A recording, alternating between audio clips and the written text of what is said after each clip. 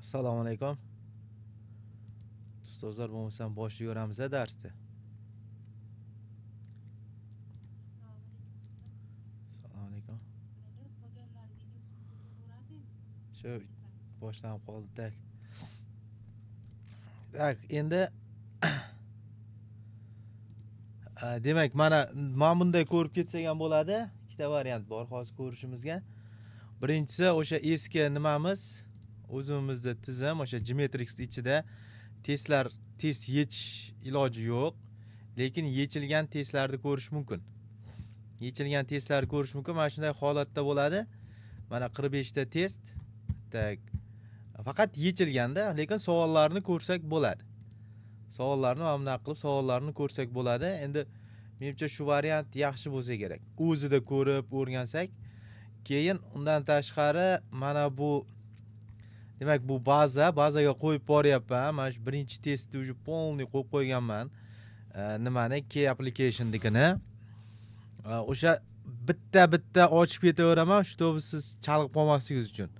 Bitta testda qayta ishlashga majbur bo'lasiz agar bir kunda 2 soat shug'ullanayotgan bo'lsangiz va yangi test bo'lmasa bazada, demak oxirgi testda qayta ishlaysiz deb o'ylayman. Shunaqa bir marta bitta test qo'yildimi, mana shu testni aytaylik bir 10 marta ishlab chiqsangiz, yodlab qolasiz-da. Til bilmagan odam ham ko'rinishini bilib qoladi. Mana bunaqa nimalar qilganman. Ha yo'q savollar bor edi. Shu .NET degan tanlash kerak. Mana nima qo'yamiz? Savol qo'yyapman va ikkita .NET. Men bu ikkita noto'g'ri 0 qo'yganmanmi, demak noto'g'ri bo'ladi. Bu savollarga qaramaysiz ham. Bu demak ikkitadan bittasi .NET yoki netni tanlaydigan bo'ladi. Mana shunaqa qilib, nima deydi? Tekshirib, mana bunday tekshirib, buni bilasiz endi. Qayta ishlab chiqsangiz, spesialni 30 ta qilganman, shu zerika uzoq bo'lib ketmasligi uchun. Bitta testni 2 ga bo'ldimda, mana shu 50 talik testida 50 talik testni boyagi bir xil ana o'rniga qo'yish, sudalarda nimasi bilan ikkitaga bo'lib chiqdim. O'shaning uchun men hozir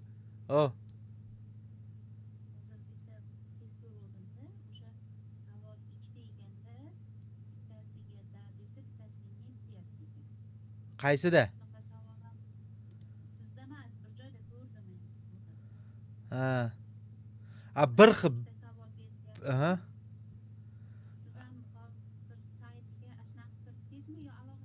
Alohida. Mana shu qarang. Hozir bir ko'rib ketamiz. Mana bu o'zi shunaqada bu. Mana bu so'z turadi. Mana bu gap turadi-da. U yoqda bazada. Mana bu joyda ikkita narsa turadi. .NET. Tanlab qo'yasiz. Da bo'lsa dani, net bo'lsa netni tanlab qo'yasiz. Ana shunaqa savolda bu. Ikkita, 3 talik bor, 4 talik bor. .NETni tanlab ketaverasiz. Masalan, men bu gap to'g'rimi? Da. Uni pastdagi gap noto'g'rimi? Net. Hozir naryoqda ko'ramiz. Tak. Mana shu yerdan ketaveraylik bo'lmasa. Demak, birinchi savolimiz: Вы хотите быстро поместить тексты в другое место документа. Короче, ko'chirmoqchi bo'lyapsiz. Kopiya qilmoqchi emassiz. Siz masalan, o'sha bitta dokumentdagi aytaylik mana 24-iyun 2025-yil degan so'zni dokumentni boshidan olib oxiriga ko'chirib qo'yapsiz. Ya'ni выразить qilib olyapsiz. Ana shuni knopkalar orqali qanday bajarasiz degan. Qanday выразить degani o'sha переместить demak выразить qilib olish bu. Oddiy-ku, to'g'rimi? Ctrl+X, Ctrl+V. Kopiya qilasiz, demak bir joyga tashlaysiz. Qolganini qarang, umuman-chi mana mazmunan o'xshamaydi-da. Mana Ctrl+C to'g'ri kopiya qiladi, lekin Ctrl+V tashlamaydi.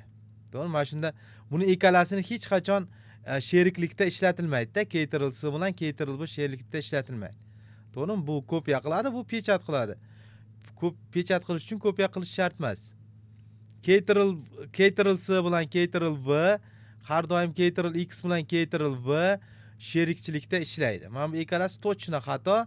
Mana bu lekin mana sheriklikda ishlaydi, qarang. Mana shu ikkalasi bor. Endi ikkalasining ichidan bu aytayapti переместить, demak ko'chirib olish, o'tkazish. Agar копировать degan so'z ishlatadi. Ha? Yaqinroq qiling yozuvlarni. Tak, mana. Bundan yaqin bo'lsa ko'rinmay qoladi. Переместить 40 ga olishmadi, o'sha joyida qolmaslik. Ha, shuda переместить ko'chirishda endi. 40 olish выразить bo'ladi.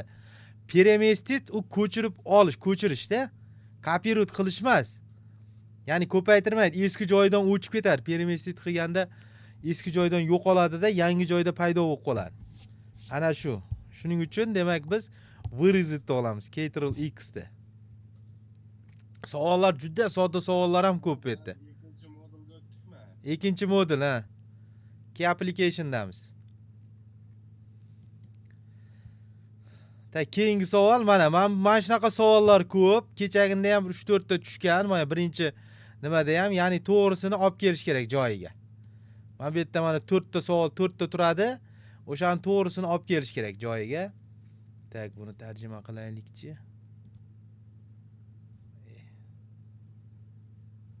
Ustoz shuni boshida kirayotganda tilni so'rayotgan shunda rus deb bitsangiz to'g'ri tarjima qiling. Login parolni yozishdan oldin. Mana o'gami? Bu endi uje ishlatilgan-ku, shuning uchun qiynalyapmiz-da. Uje bu yerda ishlaydigan test qolmaganda ishlangan. Mana 100 ta nima limitni o'tgan ish. Men bu ham normali bir olmoqchi edim, yangi qarasam hammasi bor.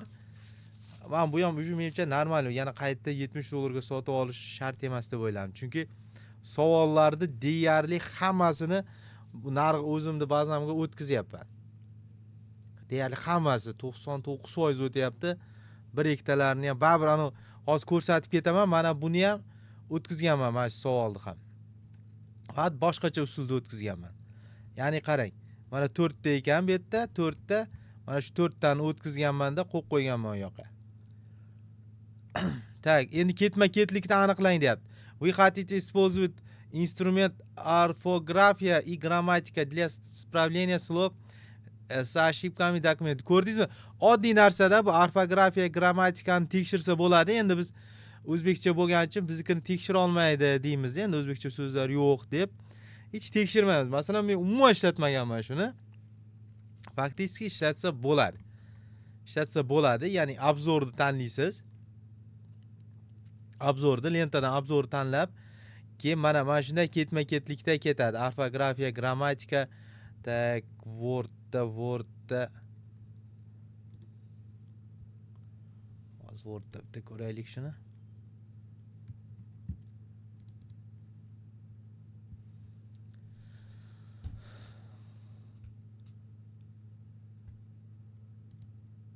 Vidga kiramiz.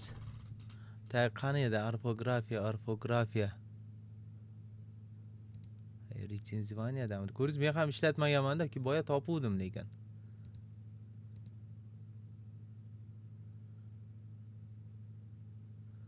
Bu o'zidami-da?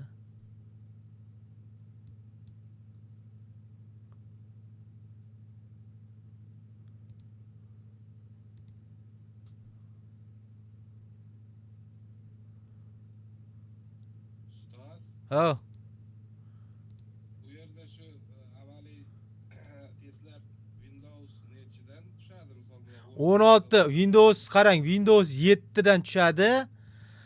Office'da 16sidan tushadi.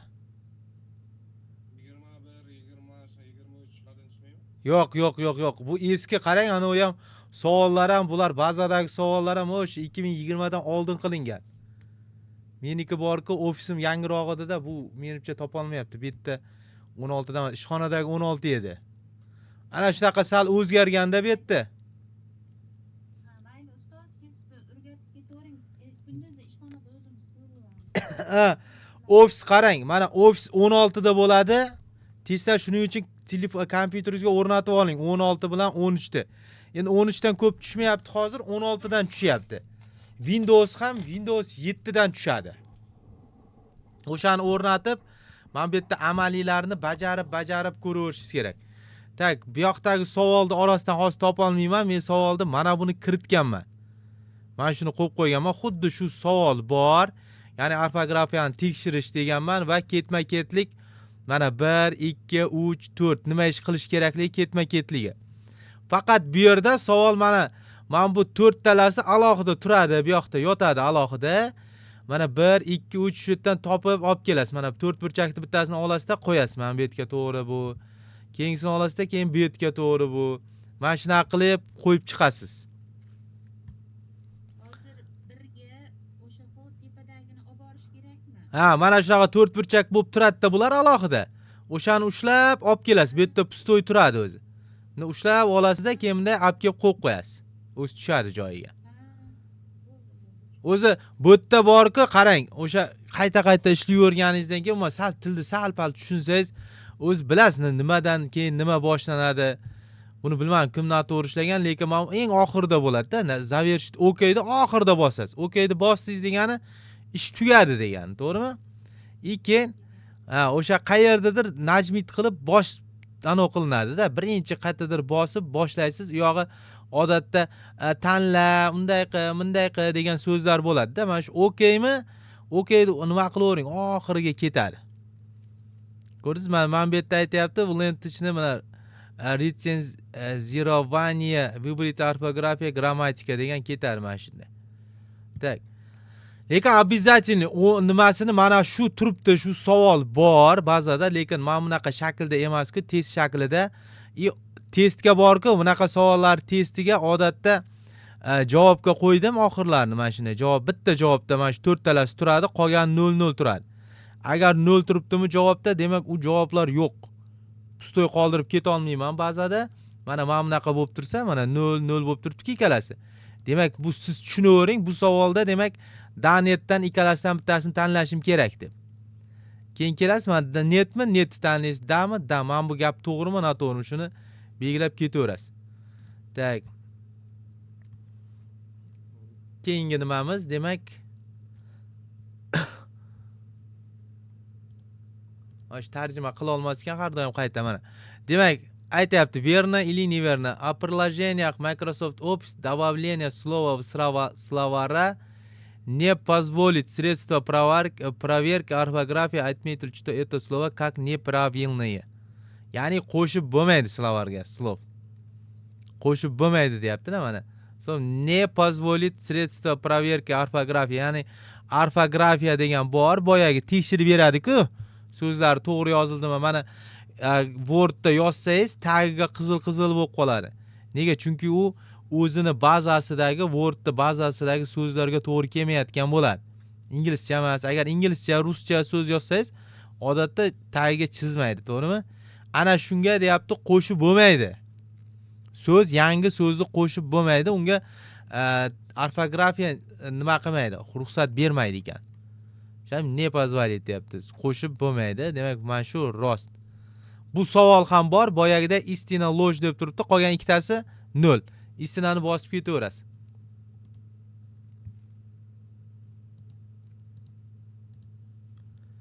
Так, верно или получив обратную связь, вы решите заменить все полужирные на курсив.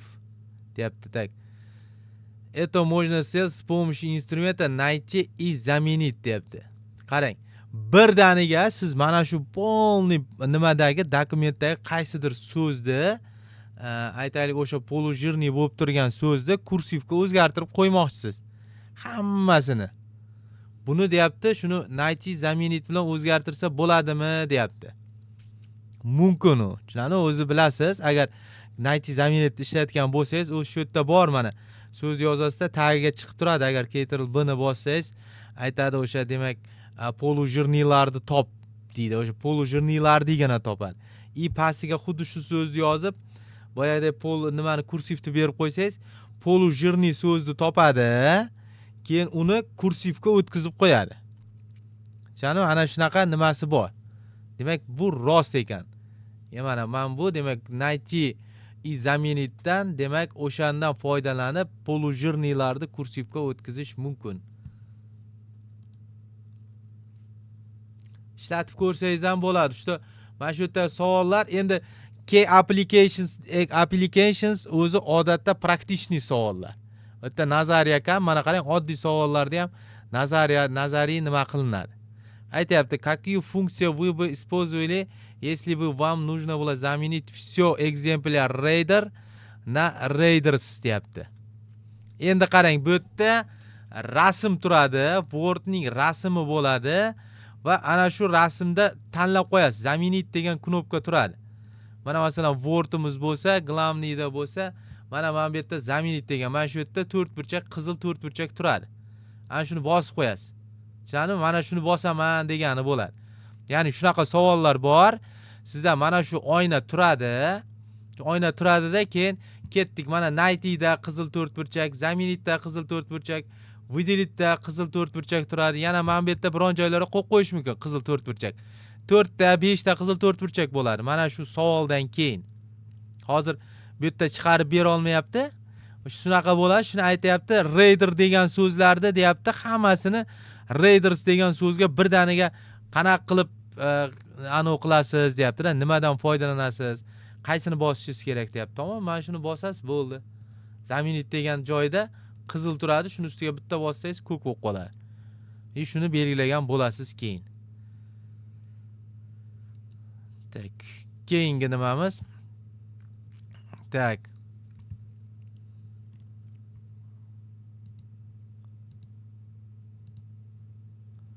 Каким двум способом можно отменить только что внесенные изменения?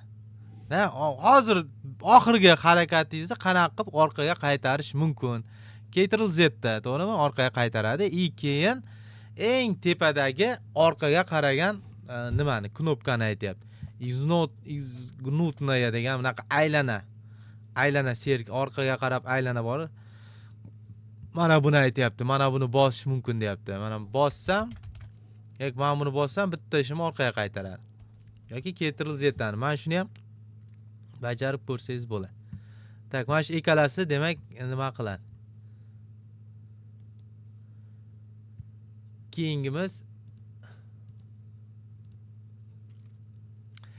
Так, вы решили внесение изменения в книгу и хотите сделать ее доступно только чтение. Для этого выберите файл, сведения, защитить книгу, зашифровать паролем. Deyapti, demak bu demak просто bu nima deydi? Rejim chiteniyaga o'tkazmaydi. Mana bu harakat parol qo'yib qo'yadi Wordga.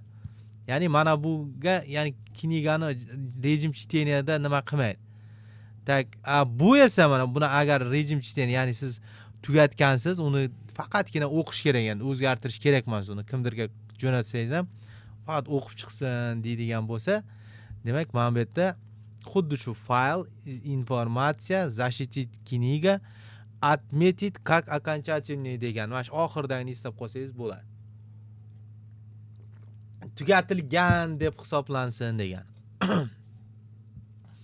Mana shunaqa bo'lish kerak ekan. Tushunarlimi? Agar zashifrovать parolim desa, bu demak yolg'on bo'ladi. Endi bitta narsa bor. Xuddi shu savol tushishi mumkin-da. Keyin mana bu joyiga aytishi mumkin. Parol доступ только с паролем deb yozib qo'yish mumkin-da. Только чтение emas, только с паролем deb. Ya'ni faqat parol bilan kirish mumkinlik qilib qo'ying desa, unda mana bu to'g'ri bo'ladi. Ya'ni shunaqa nimasi bor. Mana bu yerdagi harakatni Wordda amalga oshirib ko'rasiz. Ofisda nimada? Tushunarli? Demak, bu loj bo'ladi. Agar только для чтения desa va oxirida parolim degan so'z bo'lib tursa savolda, demak u yolg'on bo'ladi. Parol qo'yish, u faqat agar parolni bilmasa, u dokumentni ocha olmaydi ham, o'qiy olmaydi ham. Mana bunaqa qilib qo'ysangiz, demak unda ochib o'qishi mumkin, faqat o'zgartirish kirita olmaydi. Так.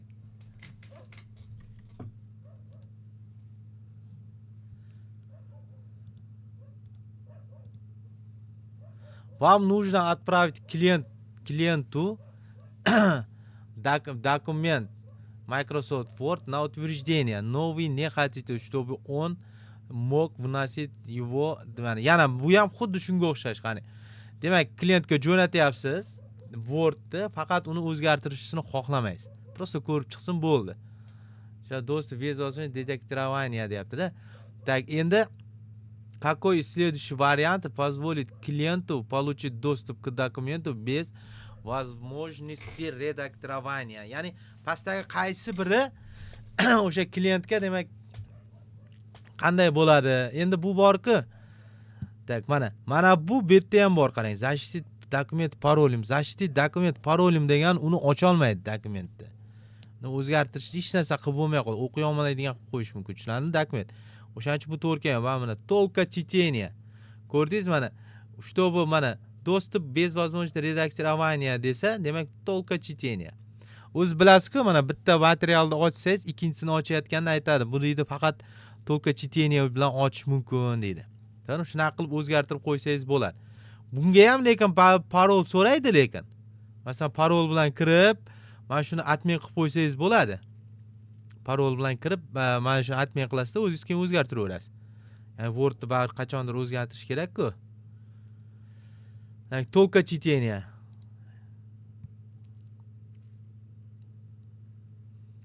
Keyingi savolimiz demak mana boyagidek to'g'risini ustiga olib kelish kerak. Качество, чтобы сопоставить с соответствующим определением. Mana to'g'rini ustiga olib kelish kerak. Mana shu turadi, mana bular o'z joy-joyida turadi. Buni olib kelib qo'yish kerak mana. Допуск degan mana bu yerda uchalasi turadi, aralashib, qaysi biriga to'g'ri mana. Область между содержимым и краем страницы. Допуск degani demak o'sha varoqni cheti bilan nimani o'rtasi ekan. Разрыв страницы, ya'ni ikkitaning nimasi. Qayerdandir o'tkazib qo'yasiz-ku yangi qatorga. U masalan o'sha tepadan o'chirsangiz ham masalan birinchi qatorda joy qolsa ham nima qilmaydi. Отступи расстояние, отделяющее начало абзаца от поля страницы. Mana buni borki endi ba Wordda ko'rib olishingiz kerak. Nimaligini. Mana bu ikkalasi aniq. Разрыв страница bilan отступda masalan men to'shna bilardim допуск degan narsani masalan shu yerda bildim. Ya'ni допуск degani masalan ishlatmaganmizda, lekin разрыв страница bilan отступni постоянно ishlatganman. U bilaman abzas ekanligini va bu esa demak yangi qator ekanligini bilaman. Разрыв страница bu yangi qatordan boshlaydi. Ana shuni bilib, mana bu o'zi chiqib keladi keyin. Ko'rsa o'zimiz ishlatadigan narsalar. Так, endi открыть документ было удобно читать. Mana dokumentni ochganimizda vid degan joyi bor, to'g'rimi? Wordda vid degan joyi bor. O'sha vidga kirgan paytingizda o'sha o'zgartirish mumkin. Rejim чтения bor, keyin o'sha straniцы degani bor, o'zgartiradigani bor, web play anov bor, web stranitsa qilib olsangiz bo'ladi. Shuni aytayapti, siz kiryapsiz-da, deyapti, o'qishingizga удобно bo'lsin, deyapti. Nima qilasiz? To'g'rimi? Rejim чтения bu o'zi turibdi ham. Ну, чтобы читать, rejim чтения qilish kerak. Только просмотр, rejim Kindle, maket, pechati yo'q. Rejim чтения bor lekin. Bu rasu ko'p ishlatganman, ishlatmaganman-ku, ko'p ko'rganman. Bir xil dokumentlar shu rejim чтениyaga tushib qoladi, shuni borib stranitsa deb o'zgartirib qo'yish kerak. Siz ham baribir ishlatgansiz.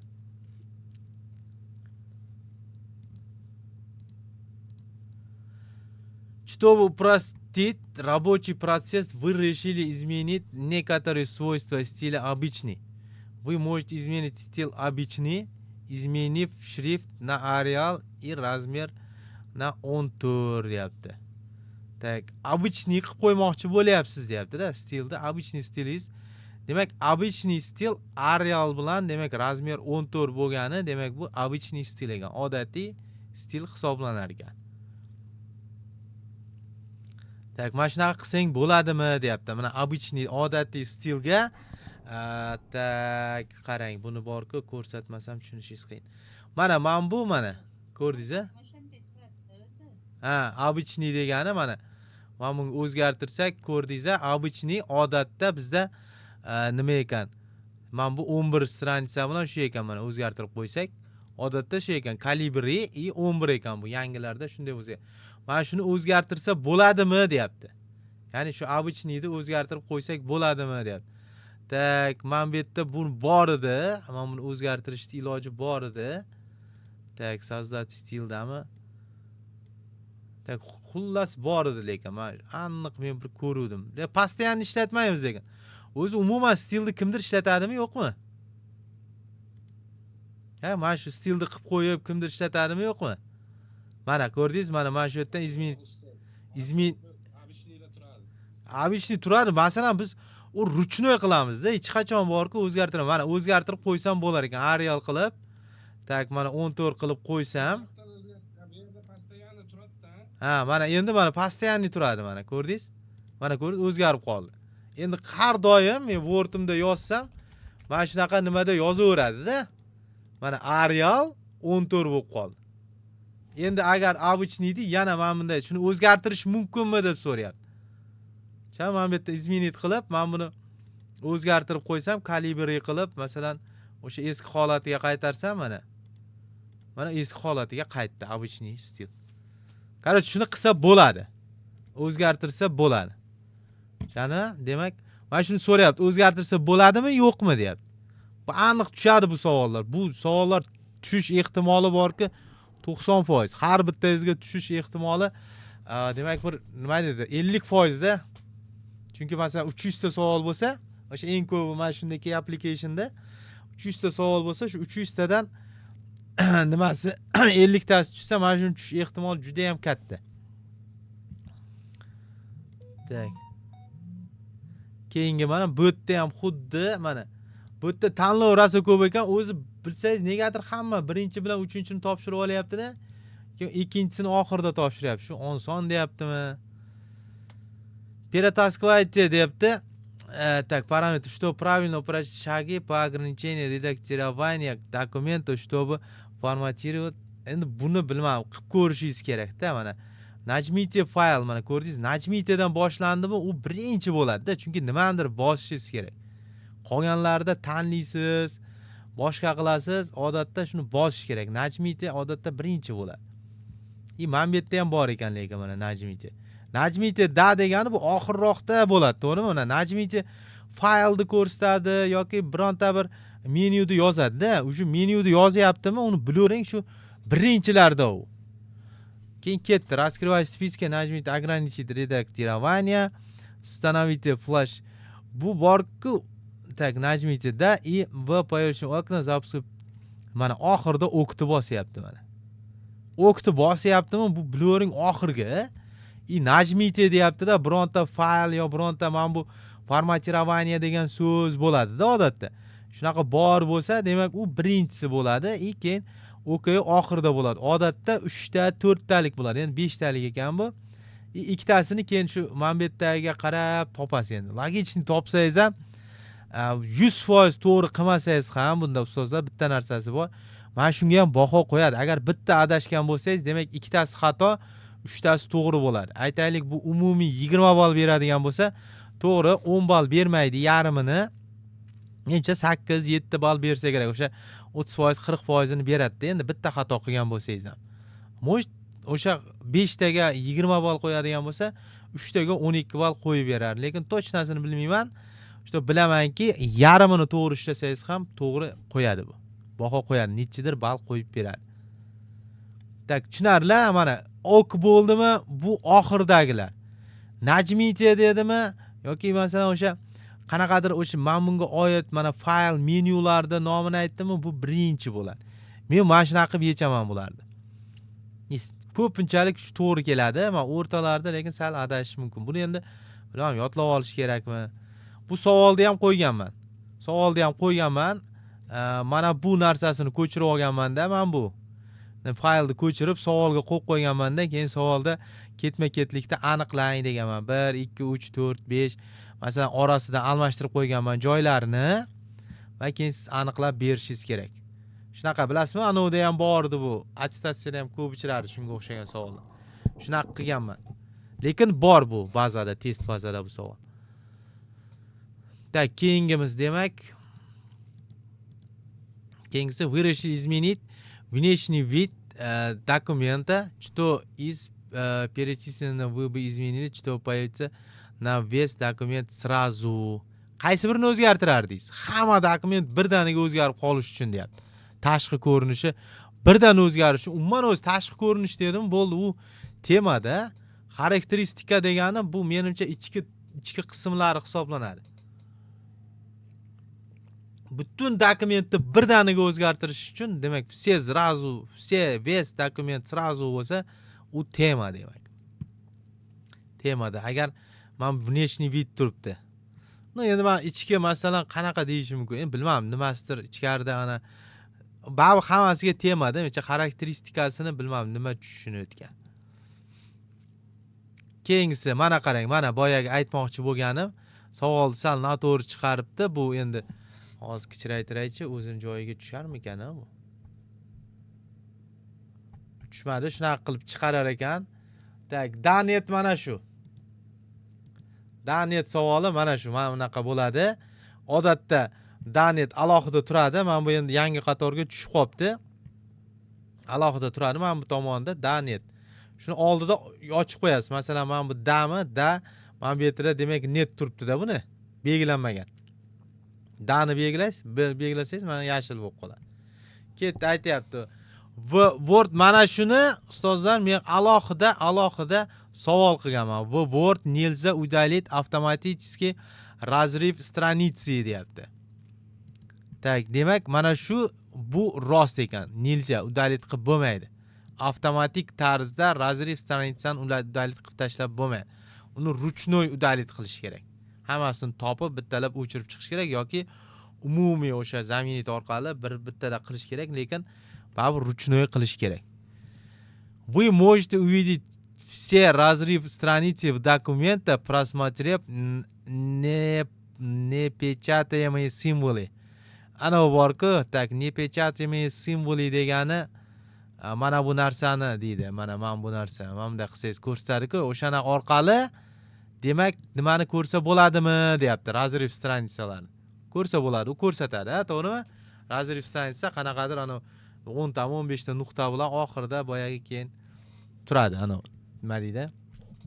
Abzasda nimasi turadi, simvoli. Buni ko'rsa bo'ladi. Разрыв раздел это то же самое, что разрыв страницы. Разрыв раздел bilan разрыв страница bu ikki xil narsa.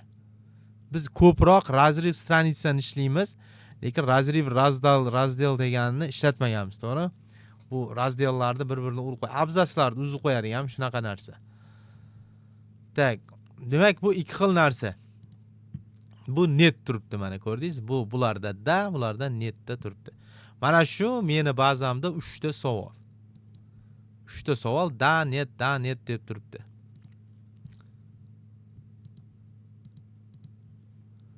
Так, mana, верно или неверно. Вы хотите распечатать двухсторонний документ, но в Microsoft Word нет такой возможности. Единственный вариант распечатать одну сторону, перезагрузите бумагу и распечатать другую сторону deyapti. Так, qarang. Bu yolg'on. Har qanday Wordda bo'ladi bu nima? Bu двухсторонний pechat degani, demak, bu Wordga bog'liq emas. Xohlagan Wordingizda bo'ladi, faqat u printerga bog'liq. Agar sizning printeringiz двухсторонний pechatiga nima qilsak, поддержка qilsa, ya'ni двухсторонний pechati bor bo'lsa, spokойно любой Wordda o'sha двухсторонний pechatga buyruq bersangiz bo'ladi. Bu umuman Wordga bog'liq emas. O'shaning uchun aytayapti, bu Wordga bog'liq bo'lmagan narsa. Bu loj, bu xato deyapti. Ya'ni siz faqatgina, demak, sizning Wordingizda shunaqa imkoniyat bo'lmasa, siz faqatgina birinchi oldini chiqarib olib, keyin orqasini chiqarasiz degani bu xato. Printeringiz поддержка qilsa, bo'ldi, Word farqi yo'q. Любой Word chiqarib beraveradi.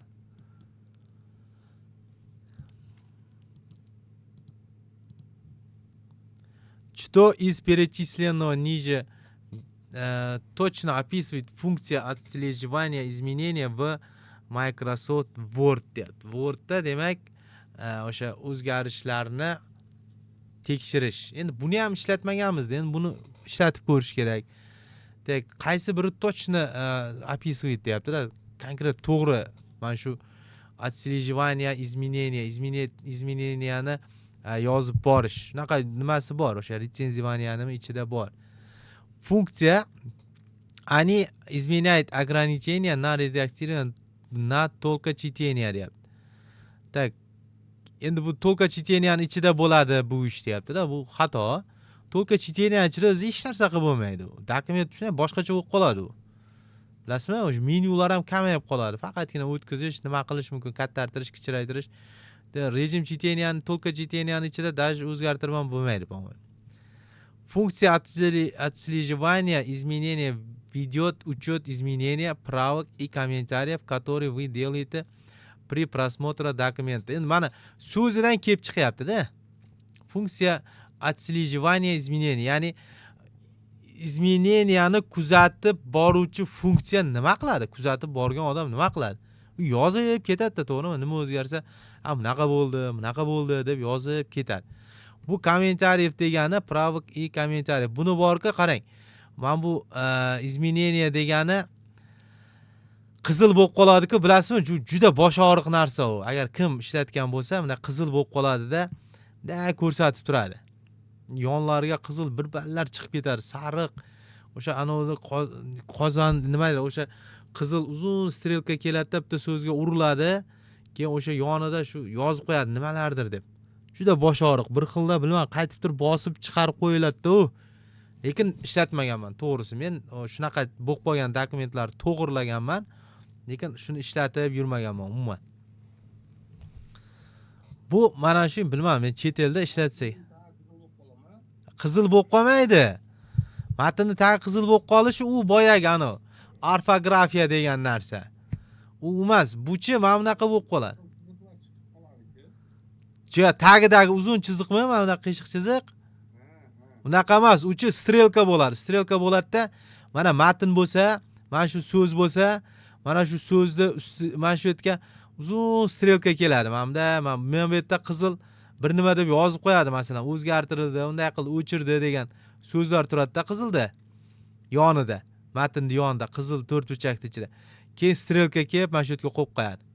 Strelka mana shu yerga qo'yib qo'yadi. Shu yerda o'zgarish bo'lgan degan qisqaradi-da. Bir ballar bo'lib, juda ham nima deydi, rasvo narsa, yomon dokumentni buzib qo'yadi.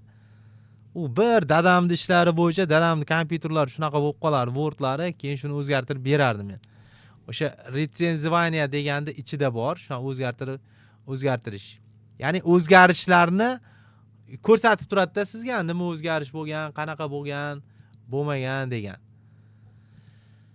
Так, какие следующие утверждения относительно добавления и удаления строка столбца в Excel вернее. Excelda, demak, ustun bilan qatorni o'chirish uchun mana shu pastda berilgan fikrlarning qaysi biri to'g'ri deyapti, qaysi ikkitasi to'g'ri deyapti.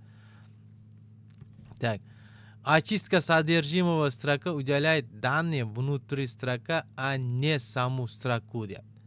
Очистить qilish, to'g'rimi? Очистить qilish, masalan, delete'ni bossangiz, belgilab delete'ni bossangiz, u o'shaning ichidagilarni udalib tashlaydi, ya'ni katakning ichidagilarni.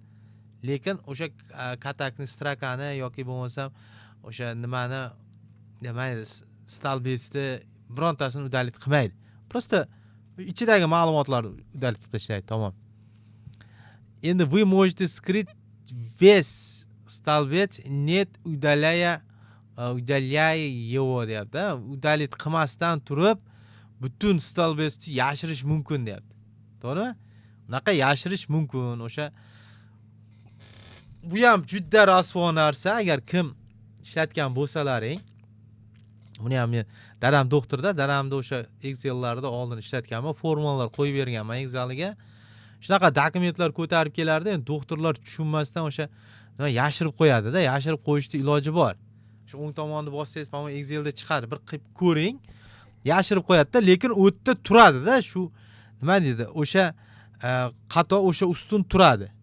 Hech qayerga ketmaydi, просто ko'rinmay turadi. Uni lekin ochib olish ham bir ustiga olib borib bir nimalar qilib ochsa bo'ladi. O'sha lekin mana shunaqa qilib yashirib qo'yishning iloji bor. Ya'ni udalit qilmasdan просто yashirib qo'yasiz, ko'rinmay turadi. Qolgan ikkalasi noto'g'ri. Buni o'qib ko'rsangiz ham. Tak.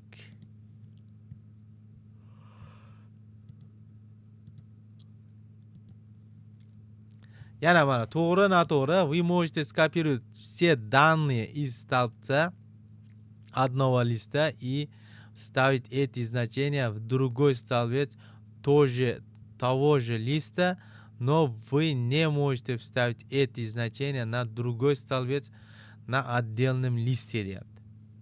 Tak, endi siz masalan bironta bir nimadan dokumentdan butun bir ustunda olsangiz deyapti, kopiya qilib olsangiz, kopiya qilib olib deyapti, uni xuddi shu listdagi, to'g'ri bilasizlar, Excelda bir nechta listlar bo'ladi. Xuddi shu listdagi boshqa ustunga qo'yishingiz mumkin deyapti. Lekin deyapti siz umuman другой anavga deyapti-da mana. Другой отдельным listga, ya'ni boshqa listdagi ustunga qo'ya olmaysiz. Unaqa kopiya qilib bo'lmaydi. Kopiya qilish faqatgina bitta list ichida amalga oshiriladi deyapti-da. Bu yolg'on, to'g'rimi? Rosa ko'p ishlatganmiz, u bemalol boshqa nimaga olib, boshqa listda ham ishlatsa bo'ladi. Boshqa listda ham bemalol ishlatsa bo'ladi. Ya'ni butun ko'chirib tashlaysiz. Listni ham ko'chirib boshqa knigaga ko'chirib olsangiz bo'lar-ku. Umuman u nimasi yo'q. Так, bu demak nima? Каким двум способом можно настроить ширина столбца? Endi stolbetsda shirinasi, enini qanaqa qilib o'zgartirsak bo'ladi deyapti. Tak, demak, birinchisi o'ng tomonni bosasiz. Demak, o'sha tak mana. Men endi ko'p ishlatadiganimizda shegnicha правой кнопкой мыши диапазон ячейка. O'sha yacheykani ustidan mana o'ng tomonni bossangiz mana shunaqa narsa chiqadi. Ana shuning ichidan topib o'shda borki shirina stolbtsov degan bo'ladi. Shirina stolbtsov deb, shirina degan chiqadi. O'shandan o'zgartirsangiz bo'ladi. Endi bir nechta ustunlarni qo'yib olib bir xilga o'zgartirsangiz bo'ladi-da. Keyingisida aytayapti, demak, formatni ichida gruppa yacheyki degan bor ekan, ana shuning ichidan o'zgartirsa bo'lar ekan. Endi buni men ishlatib ko'rmaganman, to'g'risi. Lekin buni ishlatib ko'rsangiz bo'ladi. Endi width ichida o'zgartirib bo'lmaydi. Width endi u mana uni ko'rinishi. Изменить вравнение text stolbца degan bu nimani shirinani o'zgartirmaydi. Вравнение, ya'ni ana uni kengligini o'zgartiradi. Nima deydi? Stolbts ichidagi tekstni o'zgartiradi. Buni ham tekshirib qo'ysangiz, ko'rinmay turgan tekstlaringiz ko'rinadigan bo'lib qoladi. Lekin bu kengligiga umuman ta'siri yo'q. Odatda men buni ishlataman. O'ng tomonni bosib, o'shaning ichidan topib o'zgartirsangiz bo'ladi. Lekin formatda ham bor ekan. Так, keyingisi. Как изменить высоту строка для mana xuddi boyagi savol faqat stroka bu yerda. Uni oldingizda stolbetsida bu stroka bo'ladi. Gruppa yacheyki degan joyda, ya'ni qarang, belgilagandan keyin amalga oshadi-da bu. Nechtadir belgilab olsangiz, o'sha balandligini, nimaning balandligini o'zgartirsangiz bo'ladi. Bir xil. Buni ham o'ng tomonni bossangiz, mana bunday menu chiqadi. Mana shuning ichida bor bo'ladi. Ya'ni o'sha nima deydi? Высоту строки degan bor, bosasiz, ketdi. Shuna qilib o'zgartirsa bo'ladi. Tak. Width yana shu boyagi narsa. Bu menyuda nima deydi? Nimani ko'rsatadi? O'tda umuman alohida bir nima yo'q. Faqatgina ko'rinishi bor stranitsani. Masalan, lineyka chiqsinmi, chiqmasinmi, rejim chiteniya, boyagi razmetka stranitsa turadi. Ya'ni mana shu ishchi oynangizda ko'rinish turadi widthda. Parametr stranitsada esa, parametr stranitsada ham bu umumiy, bu yerda borki, anavi emas. Faqatgina bitta yacheyka yoki kataktik emas, stranitsani ko'rinishi. Yonlari qanday bo'lsin, A4 bo'lsinmi, A5 bo'lsinmi, shularni parametr stranitsada bo'ladi.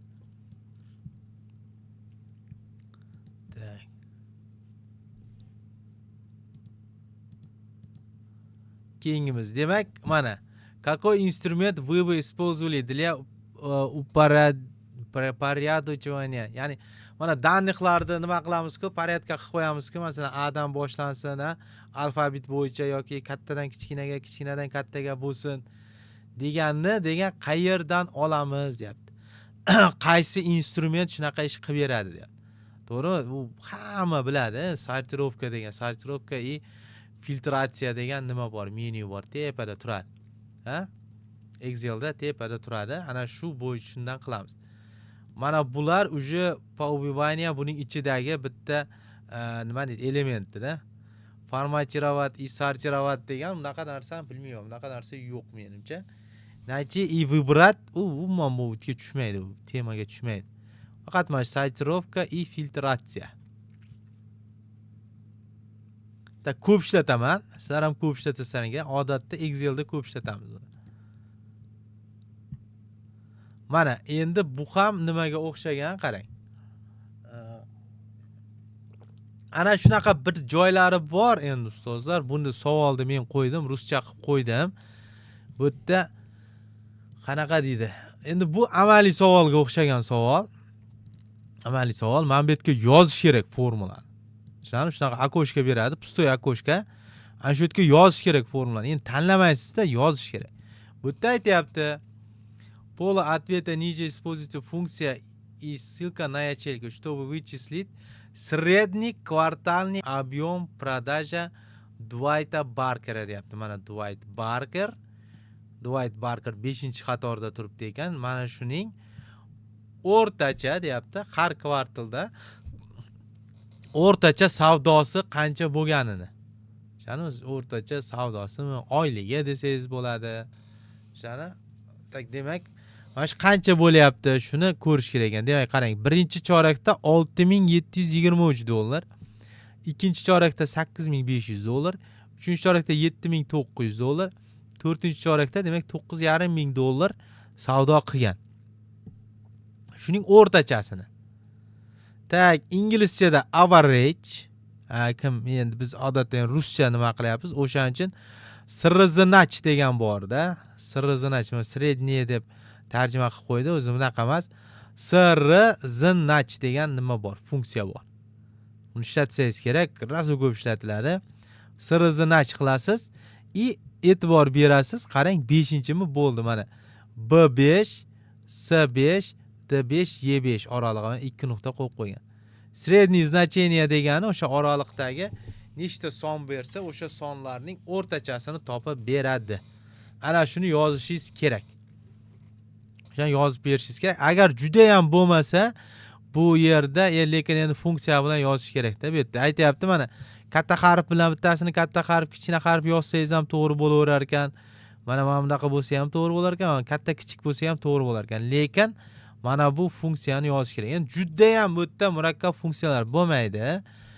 Yig'indisini so'rashi mumkin. O'shaning uchun eng ko'p ishlatiladigan funksiyalar oddiy, eng ko'p. Keyin производство degan, произвет degan ana bor, ko'paytirish.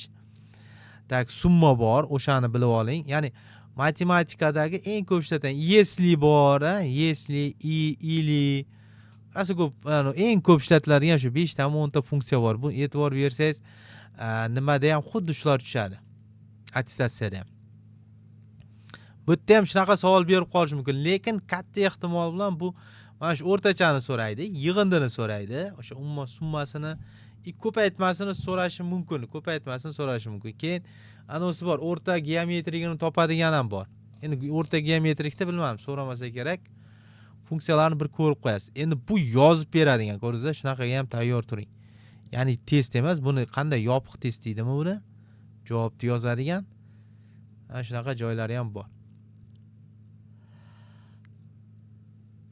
Demak, yes no da net degan. Tak, tanlashingiz kerak. Demak, mana круговая диаграмма это визуальный способ отображения групп данных в документе проекта. Vizualniy spособ отображения, to'g'rimi? Vizualniy способda bu vizual ko'rsatish. Umuman diagrammani hammasi demak vizual ko'rsatish. Vizual ko'rsatib berishni nima qiladi? Mana qarang. Круговую диаграмму можно создавать в Excel, но не в Word deyapti. Mana demak diagrammani deyapti, faqatgina Excelda yaratish mumkin, lekin Wordda yaratib bo'lmaydi deydi. Wordda ham yaratsa bo'ladi. Ustozlar Wordda nima ham formula ham qo'ysa bo'ladi, to'g'rimi? Bilasiz, agar mabodo shunaqa savol ham tushib qolishi mumkin. Ana formada nimasi formula bilan faqat Excelda ishlash mumkin yo'q deb qolish mumkin. Wordda deyarli hamma ishni qilsa bo'ladi, chunki vstavkani ichida obyekt degan bor. Obyekt degan anosi bor, bo'limi bor. Obyektga kirsangiz ancha narsa bor u yerda. Mana Excelda formula qo'y, diagramma qo'y bor. keyin yana bir nimalar qo'ysa bo'ladi obyektning ichida.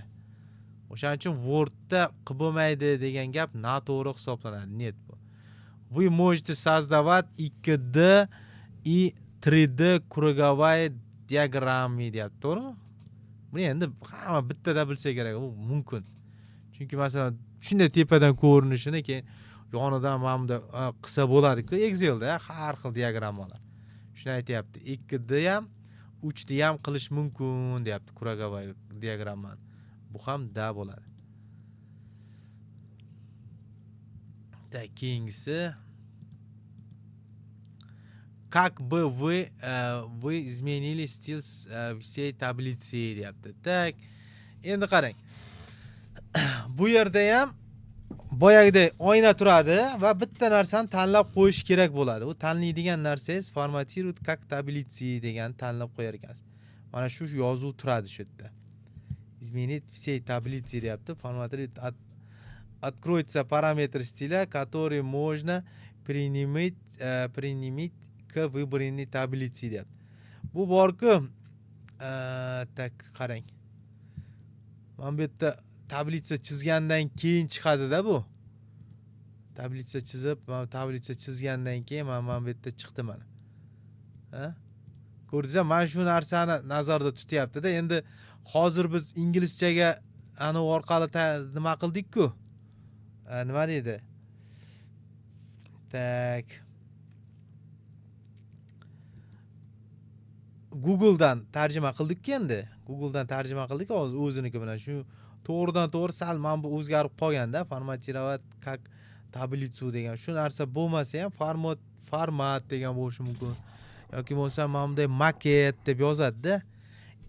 Yozmaydi, buni Wordda turadi. Mana shunday Word turadi.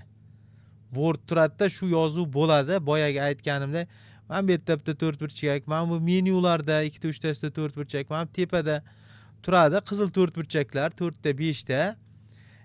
Ana shuni bittasini bitta tanlab qo'ysangiz, yashilga aylanadi bo'ldi. Shunda demak, shunga o'tgan bo'lasiz. Tushundim? Agar vid bo'lsa, mana buning ichida bo'lsa, betlarda boyaga aytganday. Demak, buni ham o'sha tablitsa deyaptimi? Bo'ldi. Tablitsaga oid nimadir so'z bo'ladi. Ular borku, unaqa chet elda, mana chet ellikida so'z o'yinlar qilmaydi biz attestatsiyaga o'xshab. Ya'ni savoldagi so'zlar javobda takrorlanmasligi kerak. Inson bilib qo'yadi degan xayolda tuzatdi bizgilar. Ular unaqa qilmaydi. Odatda savolda tablitsa bormi? Demak, javobda ham, to'g'ri javobda ham o'sha tablitsa degan narsa bo'ladi. O'shani tanlab ketaverasiz. Juda ko'pda men uchratdim, juda ko'pida uchratganman, xuddi shunaqa bo'ladi. Tak, endi keyingi nimamiz? Bu ham где можно форматировать стиль A2 dan D2 gacha с помощью Accent 1 deyapti. Tak, endi buni bilmadim. Men to'g'risi bu savolda ham qanaqa format qilish mumkin, stilini o'zgartirish mumkin deyapti. Bu oldin hech ishlatmagan ekanmiz, lekin ishlatib ko'rdim. Keyin mana javobga qarasangiz, demak, mana bu yerda stil bormi? Stil ikkita stil ishlatilganmi? Stil yacheyki deyaptim, bo'ldi. Shu da bo'ldi. Qarang, ko'rdingizmi? Bu yerda mana bu esa net. Вид, раздел просмотр книга, выбрать пользовательский процесс составления. Bu umuman uzoqda-da, qarang, aytdim-a, boya vid degan menyumi bo'ldi. Vid degan menyuda hech narsani o'zgartirib bo'lmaydi, ustozlar. U yerda faqatgina butun stranitsani ko'rinishlarini o'zgartirish mumkin. Ichidagi hech narsani, hech qaysi bir yacheykaga hech qanaqa qo'yib bo'lmaydi. Rejim mana shu nima deydi? Vid degani hammasida bor-da, Wordda ham bor, PowerPointda ham bor. Hammasida shu vid bor. Vidda demak bizda ishchi oynamizni ko'rinishini o'zgartiradi-da, ichidagi ma'lumotlarni hech narsasini o'zgartirmaydi vidda. Tak, keyingisi demak mana shunaqa savollar ko'p, kengaytmalarga oid savollar. Demak, вы собираете импортировать данные электронной таблицы из одного приложения в другое. Форма ввода пользователя, например, формата, который лучше всего подходит для данных. SVS. Endi bu qayerda ishlatgansiz bu yerda? Buni borki, odatda internetga biron narsa yuklayotgan paytimizda yoki yuklab olgan paytimizda CSVda qilardi, oldin shunaqada berardi. Biz mana qarang, oldin bazalardan ko'chirib olganimizda rosa ko'p ishlatganmiz buni. SVS o'zi odatda ishlatilmaydi-da hayotda. Bu Excel'da mana shunaqa formatda saqlash mumkin. Bu tasavvur qiling, bu ham Excel fayl. Excel'da nima qilinadigan fayl. Internetdan biron jadval skachat qilib olsangiz, oldinlari mana shu CSVda berardi. Bu juda ham nimasi kam bo'ladi, xotiradan juda kam joy oladi, hajmi kichkina bo'ladi. Lekin o'sha Excel'da saqlaydigan hamma narsani saqlaydi. Xuddi borku, bu nima desam bo'ladi CSVda. Bu mana dokument borku, docx dokument bor, keyin text bor, to'g'rimi? Text fayl bor. Text faylimiz bor. Text faylimiz dokumentdagi bor narsani saqlaydi, lekin hech qanaqa dokumentning stilini saqlay olmaydi. Ya'ni boya jadvalda saqlab bo'lmaydi, bloknotda, keyin masalan jирный qilsangiz bo'lmaydi, kursivni bir xilu. Даже borku, matnni shriftini ham o'zgartirib bo'lmaydi tekstda, lekin juda ham xotiradan kam joy oladi. Vobshe kam joy oladi. 1000 barobar kam olsa kerak mana dokdan. docxdan 1000 barobar kam olsa kerak. Lekin docxga saqlasangiz, stillar berib, tipalar hamma narsani saqlash mumkin. Oldinlari internet orqali ma'lumot almashayotganda text bilan CSV ishlatilgan. Agar jadvallarni yuklab olayotgan bo'lsangiz, u faqatgina CSV faylda bergan. Yuklayotganda ham faqat CSV faylda yuklash mumkin bo'lgan. Shuni o'qiy olgan. Endi hozir zamon zo'r bo'lib ketdi. Hozir yuklasangiz Excel'da ham yuklab olaverasiz, Doc'da ham, PowerPoint'da ham yuklab olaverasiz-da. Masalan, yaratib berish ma'nosida-da, mana bu fayl sifatida jo'natish emas. Ustozlar, mana shu narsani tushuning, qarang. Bu yerda importirovat deyapti. Importirovat данные электронной страницы deyotgani, bu siz prosta kimgadir Excel jadval tashladingiz, u keyin Excelda qabul qildi emas. Siz Excel jadvalni aytaylik MySQL baza данныхga importirovat qilasiz. Ya'ni umuman boshqa tipdagi faylga o'tkazib yuborasiz degani. Xuddi borku, masalan, PDF'ni masalan Doc'da PDF'ni import qilsangiz bo'ladi. Ya'ni o'zingizga o'zlashtirasiz. Masalan, PDF faylni dokument docx faylga o'tkazish uchun, demak, o'sha importirovat qilib olganga o'xshagan. Tushunarlar? Importirovat degani bu Telegram orqali tashlab yuborish degani emas. Bir faylni shakli umuman boshqa narsaga o'zgaradi degan. Jadval uchun eng zo'ri CSV. Hozirgi kunda hammasi bo'lgan, lekin 20-yildan oldin CSV edi. Tak, endi keyingi nimamiz? Mana shunisi chatoqda qaysi edi u? Boshqa joyda bossangiz chiqib ketib qolaverar ekan-da. Tak, mana buni ko'rdikmi? Ko'rdik. Oxirga borib qoldik bashti. Verni каким so'zim mashinasi Shirinani ko'rdik. Tanet как изменить стиль так IKP for. Mana bunday ediga. Kings. Tak, endi bu yerda mana shu nima ham bor, mana chiqib kelyapti. Demak, baza данных ham bor. Odatda Access bo'yicha savollar bor. Aytyapti, rezultaty testов, студенческие удостоверения, списки курсов и название таблицы. Это все примеры чего deyapti. Nima uchun mana bu har bittasi mana rezultat testi natijalari, studentlarda guvohnomasi, keyin kurslarda nima ketma-ketligi, spiskasi ro'yxati, keyin o'sha jadvallarning nomlari bu nimaga misol bo'ladi deyapti. Qaysi biriga tushadi deyapti. Bu данныйga tushadi. Meta данный boshqa narsa, hozir u ham keladi, shu yerda ko'rib ketamiz. Demak, число emas, bu yerda chunki mana bular уже savol, sonlar. Strunni hozir inglizchaga tarjima qilaylik, strings deyapti. Ya'ni matn emas, chunki nima bor? Test natijalari odatda sonlarda chiqadi. Ikkalasi tushib ketadi, bo'ldi. meta danniy bilan danniy qoladi. Demak, oddiygina ma'lumotlarim bo'ldi, bular danniy bo'ladi. Meta danniy sal boshqacha bo'ladi, hozir ko'ramiz. Demak, men bu savol, demak, danniy bo'ladi. O'zgarishi mumkin, ustozlar. Aynan o'sha rezultat testi bunday demasligi mumkin. Masalan, spiska kursov o'rniga spiska student bo'lishi mumkin. Yoki naзвание kniги bo'lishi mumkin. Mana shunaqa savollar javob nima bo'lsa, demak bu danniy bo'ladi. Oddiy. Keyingi nimamiz?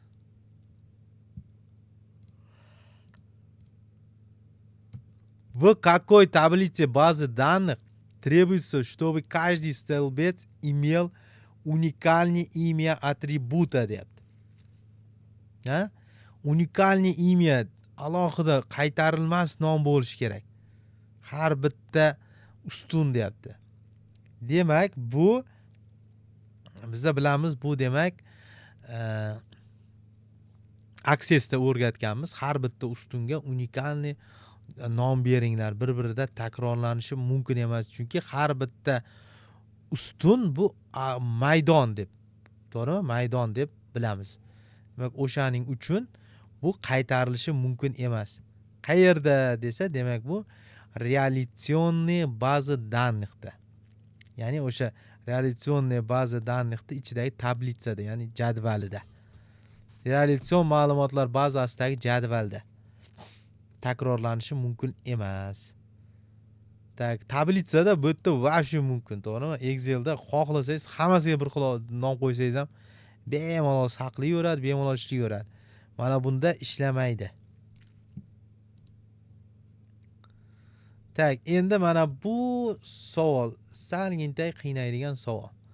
Endi aytayapti, согласно этой реляционной диаграмме какое утверждение верны? Qaysi bir to'g'ri deyapti. С каждым классом связан только один семестр degan. Har bitta sinf bilan, demak, bitta semestr birlashtirilgan deyapti-da. Yo'q, unaqa emas, to'g'rimi? Negaki, qarang, mana bu yerda borki, birga ko'p degan nima bor edi. Otini nima deydi? Ulanish bor-da, bilasizmi? O'sha qaysidir sinfda o'tamiz-da buni. O sinf hozir o'tmayapman-da, esdan chiqib ketdi. O'sha birga ko'p bog'lanish 11-sinfdami, 10-sinfda o'tiladi.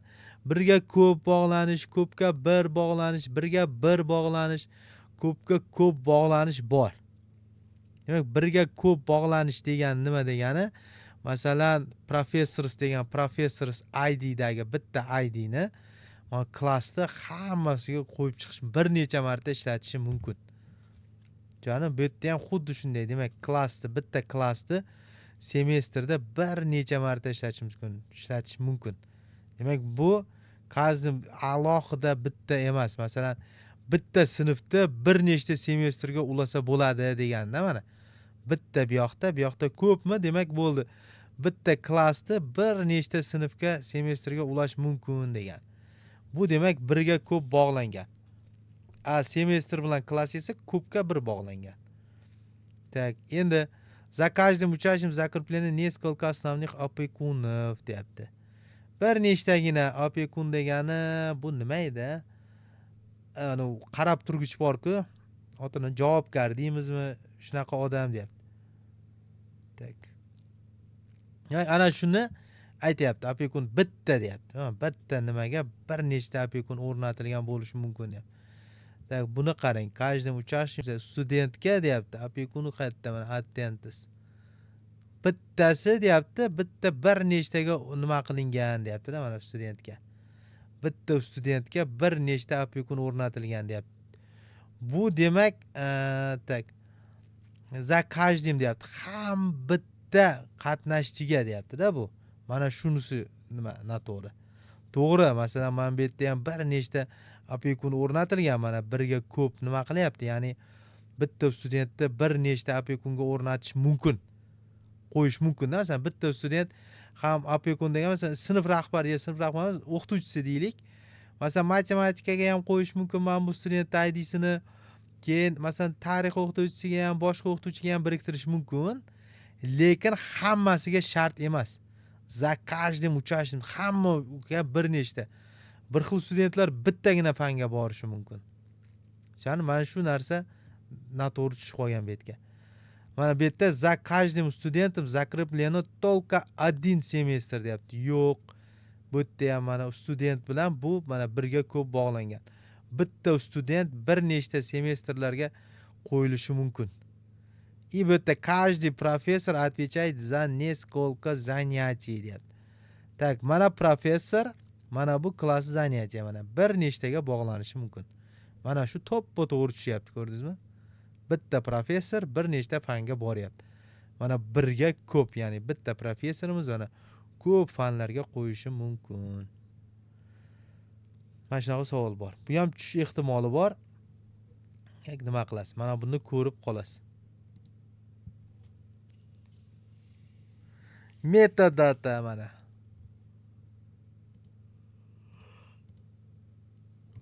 Поиск определенных данных, категоризация данных и сортировка данных. Это примеры чего? Ko'rdingiz-a, bu ko'p narsa haqida gap ketyapti. Bu bittagina emas. Masalan, определенных данных, masalan, bir nechta boyagidek bitta studentni guvohnomasi emas yoki bitta testi natijasi emas. Bu umuman juda ham katta nimalar bilan ketyapti. Kategorizatsiya данных deyapti. Ya'ni bir nechta masalan o'sha aytaylik butun bir universitetdagi o'quvchilar, talabalarning nimalari desa, deb gapiriladigan bo'lsa, ana shu demak metadanniy bo'ladi. Metadanniy degani katta degan. Katta ma'lumotlar degan. Shunga nima bo'ladi? Makros dastur, необработанные данные degani bu endi mana bu yerda sortirovka данных deb turibdi. U необработанные данные sortirovka ham qilib bo'lmaydi. Лучшая практика degani endi bilmadim, tushmaganda bu yerga bu umuman. Tak.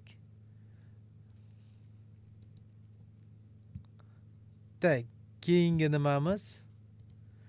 VLS kim biladi mana shuni? Mana shunaqa bitta проигрыватель bor. VLS degan. Bilasizmi, oldin eski paytlarda, hozir oxirgi paytlar bor-ku, проигрыватель ham ishlatmay qo'ydim. To'g'rimi?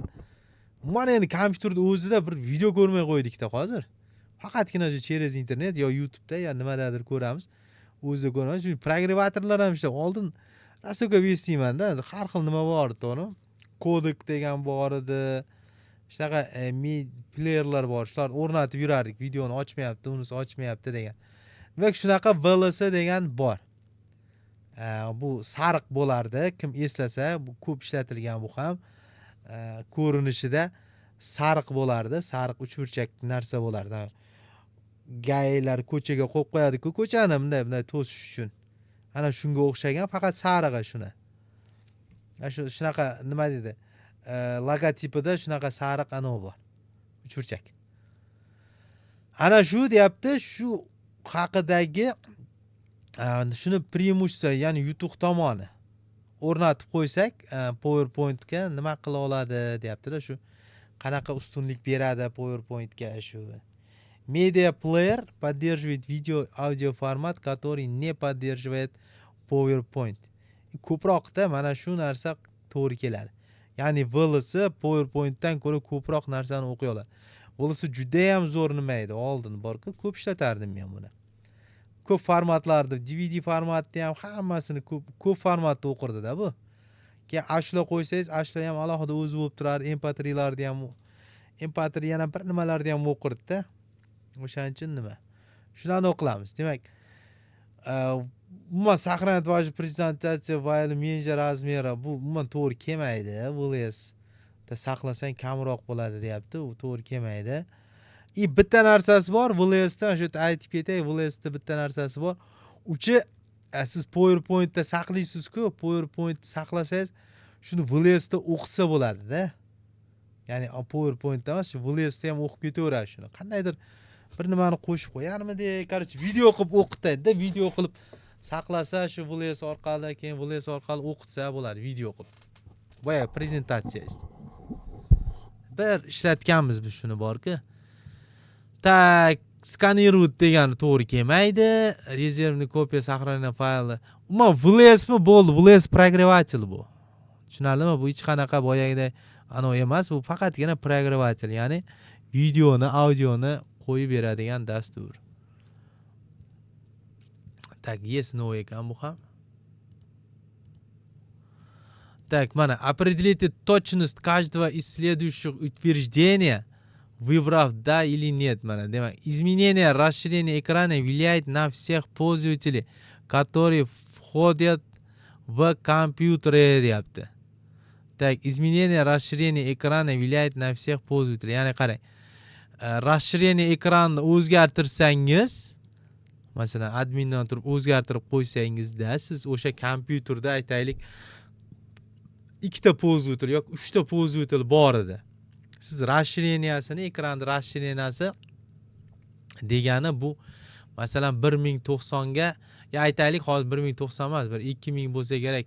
2000 nechiga ham masalan o'sha yana 1920 ga 768 bo'lsa, mana bu shunaqa bo'lsa kerak menimcha. Mana shunaqa ko'rinishda bo'lsa, demak ekranda mana bu maydaroq ko'rinadi-da. Качественный degan. Mana shunaqa bo'ladigan bo'lsa, deyapti, bittani o'zgartirmay keyin kelyapman-da, yo'q, men o'zgartiraman, bu kichkinani qilyapti. Juda mayda bo'lib ketiryapman. Shuni kattartirib qo'yyapman. Ya'ni 920 ga 600 qilib qo'yyapman-da. 600 to'g'ri keladimi? Yo'q, 600 emas, 500 bo'lsa kerak. Tak, 920 ga 480 qo'yib qo'yyapman. Mana shunaqa qilib qo'ysam, bu hammasida, hamma pользовательlarda o'zgarib qoladi bu. Shuni qilib ko'rgan bo'lsangiz, может qilib ko'ring shuni. Bajarib ko'rsangiz, esingizda qoladi. Hammasiga shu o'zgarib qoladi. Hammasiga kirsangiz, pользователь o'zgarib, unda ham ekran расширенияsi shunaqa bo'lib qolgan bo'ladi. Чем меньше элементов на экране при большом размере, тем, как правило, выше разрешение экрана, deyapti. Ya'ni, mana meniki hozir qarang. Mayda bo'lib turibdi-ku hamma narsa. Mana bular mayda bo'lib turibdimi? Demak, shu расширенияsi shuncha katta deyapti. Yo'q, расширенияsi mana bu yerda ko'rsa ham bo'lsa kerak hozir. Tak. Расширение. Mana 2560 ga 1440 ekan. Agar men shuni kichraytirib qo'ysam, mana qarang, uje katta bo'lib ketdi hammasi. Ko'rdingizmi? O bu yoqqa o'tsam ham shunaqa katta bo'lib ketadi. Xiraroq bo'lib qoldi. Tak, endi buni admin qildimmi men? Katta bo'lib qolib ketdi. Tak.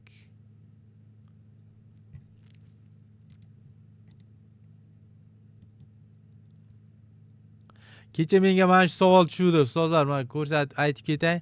Men xato qilib saqlanib qo'yibman-da voy. Menga mana shunaqa savol tushdi-da, shuni men topa olmadim. Ya'ni aytdi, nimani ekrandagi рабочий ustoldagi rasmni o'zgartirish uchun men bu parametr ekraniga kirasammi yoki personalizatsiyaga kirasammi deb shunaqa savol tushdi-da. Shu ikkalasidan bittasini tanlash kerak. Рабочий ustolni o'rgatish mana bundan bo'ladi. Men parametr ekranni tanlabman-da. Bu noto'g'ri ekan. Bir o'yladim, o'zi birinchi personalizatsiyani o'yladim, lekin imtihonda nima qilibman? O'sha personalizatsiyaning ichida tema, mana bu yerda fon bor, mana fondan o'zgartirsa bo'ladi-da rasmga. Ana shu tushadi sizlarga ham. Kecha aytdim shekilli, lekin ko'rsatib bermadim. Eslab qolinglar. Bu birinchi leveldagi. Ya'ni personalizatsiya, рабочий stolni o'rganish, o'zgartirish.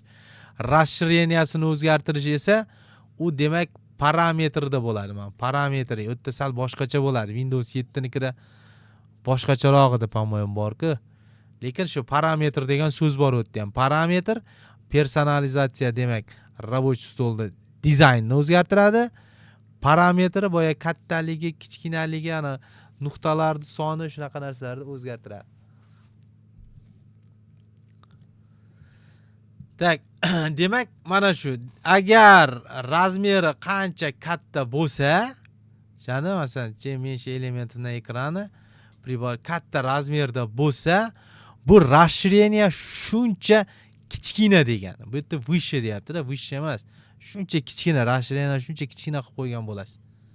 Shani agar расширение qancha katta qilib qo'ysangiz, boyagi nima shuncha katta bo'lib ketaveradi. Nima deydi, o'sha maydalashib ketaveradi. Tak, keyingi nimamiz? Bu ham danet. Так, определите точность каждого утверждения, выбрав да или нет. Так, ketdik. Параметр эффекта позволяют точно настроить анимации deyapti. Так, parametr effektga kirib animatsiyani o'zgartirish mumkin. Qancha vaqt davom etadi? Masalan, o'sha даже bir xil effektlarni o'sha graduslargacha qo'yish mumkin-da. Qancha qiyshaysin, qanaqa to'rtburchakda o'zgarsinmi, uchburchakda o'zgartirsinmi, mana shunaqa narsalar bor. Точно o'zgartirsak bo'ladi, ya'ni parametr effekti. Bu PowerPoint'da. Так, keyingisi, для одного объекта может быть только одна анимация deyapti. Bitta obyekt uchun faqat bitta animatsiya ishlatasiz. Animatsiya degan nima degani? Masalan, siz nimaga PowerPoint'da bironta rasm qo'ydingiz, o'sha rasmga animatsiya qo'yishingiz mumkin. Ya'ni o'sha qimillab turishi mumkin yoki qanaqadir bir katta kichkina bo'lib o'zgarishi mumkin. Xullas, bitta qo'yishingiz mumkin-da animatsiya. Bitta obyektga bir nechta animatsiya qo'ya olmaysiz. Faqat bitta qo'yish mumkin. Вы можете указать триггеры, которые сообщат каждой анимации, когда его следует запустить. Trigger degani bu boshlab beradi animatsiyani. Boshlab bergich. Siz o'zgartirishingiz mumkin triggerda. Masalan, qachon o'sha boshlanish nuqtasida qachondan keyin boshlansin? Sichqoncha tekkandan keyin boshlasinmi? Probelni bosgandan keyin boshlaysizmi yoki qaysidir harfni boshlagandan keyin boshlansinmi o'sha animatsiya? Yo qanchadir vaqtdan keyin boshlansinmi? O'shani siz o'zgartirib qo'yishingiz mumkin-da. Qanaqaligini. Tushunarmi? Tak, keyingi nima? Uchovga ham da, uchovga ham da. Endi borku, bu endi uchovni ham da deb bo'lmaydi-da, siz unaqa qilib yodlamasligingiz kerak-da. U borku, chunki o'sha savolga kirganda xuddi shu savol tushadi. Tushishi mumkin-da, qilib bo'lmaydi deb yozib qo'yish mumkin-da. Masalan, o'sha triggerda boshlanishini o'zgartirib bo'lmaydi. Bitta trigger tamom, faqatgina sichqoncha bilan o'tadi deb qo'yish mumkin-da. Siz o'sha trigger degan so'z bilan kalit bilan yodlab olsangiz-da, keyin uni da qilib qo'ysangiz, u xato bo'lib qoladi. Qilib bo'lmaydi ne bo'lsa, demak u net bo'ladi. Shuning uchun ma'noni yodlab olishingiz kerak-da. Какой из этих параметров не является настройкой времени, который можно добавить к переходу слайду? Так, demak, qarang. Vaqtga bog'liq bo'lmagan-da, vaqtga bog'liq bo'lmagan qaysi nastroyka, mana shu vaqtga bog'liq bo'lmagan nastroyka bu deyapti-da. Ya'ni vaqtini nima desam bo'ladi? Vaqtini o'zgartirib bo'lmaydi, vaqtini nima qilib bo'lmaydigan. Zvukka vaqt qo'yishimiz mumkin. Masalan, 5 sekund chal, 3 sekund chal, 4 sekund chal deb. Продолжить degan nimasi o'zi vaqt u. Masalan, o'sha продолжительность, masalan, effektni deydigan bo'lsak, effekt emas, endi masalan, animatsiyani deydigan bo'lsak, animatsiya necha sekund davom etsin. Bitta rasmda aylanib, masalan, 360 gradusga aylanib joyiga qaytib kelishi necha sekund bo'lishini biz o'zgartirsak bo'ladi-da. Ya'ni o'sha vaqt qo'ysa bo'ladi. Demak, zvukka vaqt qo'ysa bo'ladi. Pashelchi myshi degani tak, unga ham vaqt qo'ysa bo'ladi. Vaqtni orasidagi narsa. Effektga lekin vaqt qo'yib bo'lmaydi. Effektni qo'ydingizmi, uni o'zgartirib bo'lmaydi. Bu borga qanaqa effekt degani ikkita nimani o'rtasidagi o'tishda, o'tish effekti deydi. O'tish effekti mana bir slayddan ikkinchi slaydga o'tadigan payt borku, ana shunga vaqt qo'yib bo'lmas ekan. Это не настройка времени, который... o'tkizsa bo'ladi. O'shani nimasi? Tak, endi qarang. O'zi shunday borku, nimada o'tamiz o'zi borku, mavzularimizda o'tamiz buni. Endi e'tibor bermaymiz-da, unaqa juda ham aytdim-ku mana. Какой из следующих элементов нельзя добавить качество фона слайда в презентации PowerPoint deyapti. Qaysi birini deyapti fonga qo'yib bo'lmaydi deyapti. Slaydni foniga. To'g'rimi? Slayd foniga videoni qo'yib bo'lmaydi-da. Rasmni qo'ysak bo'ladi. Splashnoy svet qilsak bo'ladi, to'g'rimi? Fonga. Gradient qilib olsak bo'ladi. Endi videoni qo'yib bo'lmaydi. Mana u ma'no ham yo'q-da, nimaga video o'tib tursa, mana fonga video qo'yib bo'lmaydi. PowerPointda. Lekin, masalan, o'sha videoni montaj qiladigan dasturlarda fonga video qo'ysa bo'ladi, chunki o'zi videoni montaj qiladi-ku. PowerPointda esa videoni qo'yib bo'lmas ekan. Так, keyingisi bu ham amaliy. Так. Чтобы вы выбрали, чтобы изменить левый круглый прямоугольник на слайде 4 на простой прямоугольник. Чтобы изменить выбранную вами форму, нажмите изменить формы degan. Так, bu borku mana bunaqa narsada. Mana masalan, bu hammasida bir xil. Masalan, mana figurani qo'ydim, men bu yerga figurani qo'ydim. Mana shu figurani deyapti. Masalan, o'sha mana cheti bunaqa-ku, to'g'rimi? Dumalog'i bor.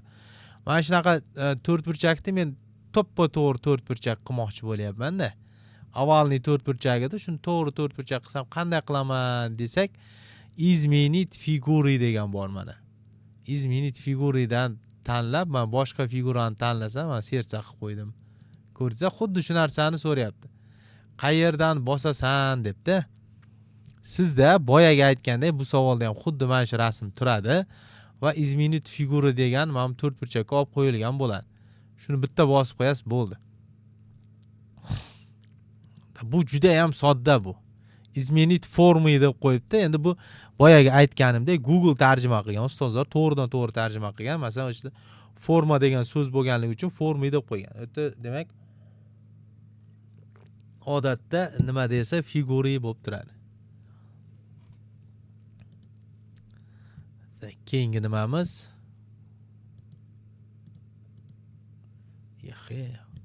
Так, какое следующее утверждение верно относительно PowerPoint deyapti. Ikkita. PowerPointda qaysi biri to'g'ri deyapti. При редактировании мастер слайда все слайды, созданные на него основой, получают эти изменения deyapti. Master slaydni o'zgartirganda hamma slaydlar o'zgarib qoladi shunaqaga deyapti. Endi bu nima desam bo'ladi? Masalan, temasini o'zgartirib, orqasida anavi bor, dizaynlarini o'zgartirsa, hammasi o'zgaradi deyapti-da bu.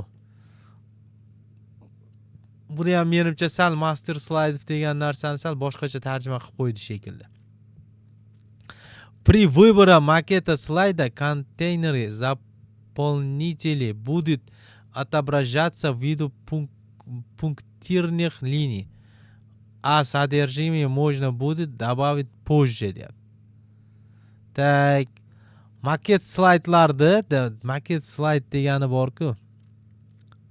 Tak, mana bunaqa narsada bitta ko'rsatib ketay shuni ham. Mana vstavkani ichida qo'yamiz-ku, mana sozda slayd, mana maketlarda mana har xil. Mana shu maketni bitta bosib, mana ichiga keyin ma'lumot to'ldirsa bo'ladi deyapti-da. Mana bitta tanlab, masalan, keyin qo'yib ketaversa bo'ladi ma'lumotni deyapti. Birinchi tanlab olasan-da, keyin ma'lumotingni qo'ysang bo'ladi. Shart emas sразу ma'lumot bilan birga qo'yish demoqchi. Men bu endi bilmadim, xato javoblarda вы презентации можете использовать только одну тему deyapti. To'g'ri, bu xato-ku, bittagina tema ishlatmaysiz-ku, har bittasiga alohida tema ishlatish mumkin, to'g'rimi? Yoki hammasiga bitta ishlatish mumkin, yoki bo'lsam, alohida ishlatsa ham bo'ladi temani. Вы не можете изменять встроенный макеты слайдов предоставлены. Yo'q, bu endi bu narsa umuman hamma narsani o'zgartirsa bo'ladi. Tak, keyingisi.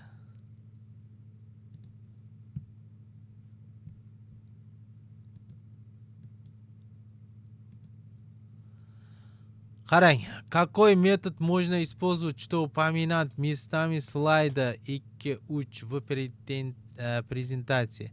Qanaqa qilib o'zgartirsak bo'ladi deyapti-da. 2 bilan 3 joyini o'zgartirish uchun nima qilishimiz kerak deyapti. Bu demak pretekst, ya'ni qo'l bilan olib qo'yasiz. Mana bunday ushlab, joyiga o'zgartirib qo'yasiz, bo'ldi. Mana ushlab, mana tepaga chiqarib qo'ydingiz, bo'ldi, joyi o'zgarib qoldi, mana ko'rdingiz-a? Mana shuni aytyapti mana перетаксирование mana o'zgartirasan degan. Ko'tarib olib qo'yasizlar deganda. Menimcha boshqa usul yo'q buni. Yo'q, mana strelka bilan olsa bo'larmikan? Yo'q, strelka bilan olib bo'lmaydi. Faqat sichqoncha bilan ushlab joyini o'zgartirib qo'yish mumkin. Kopiya qilib, keyin bu yoqqa o'rtaroq boshqa joyni belgilab stavit qilsa ham bo'ladi, ya'ni vырезать qilib olib, keyin boshqa joyga tashlasa ham bo'ladi.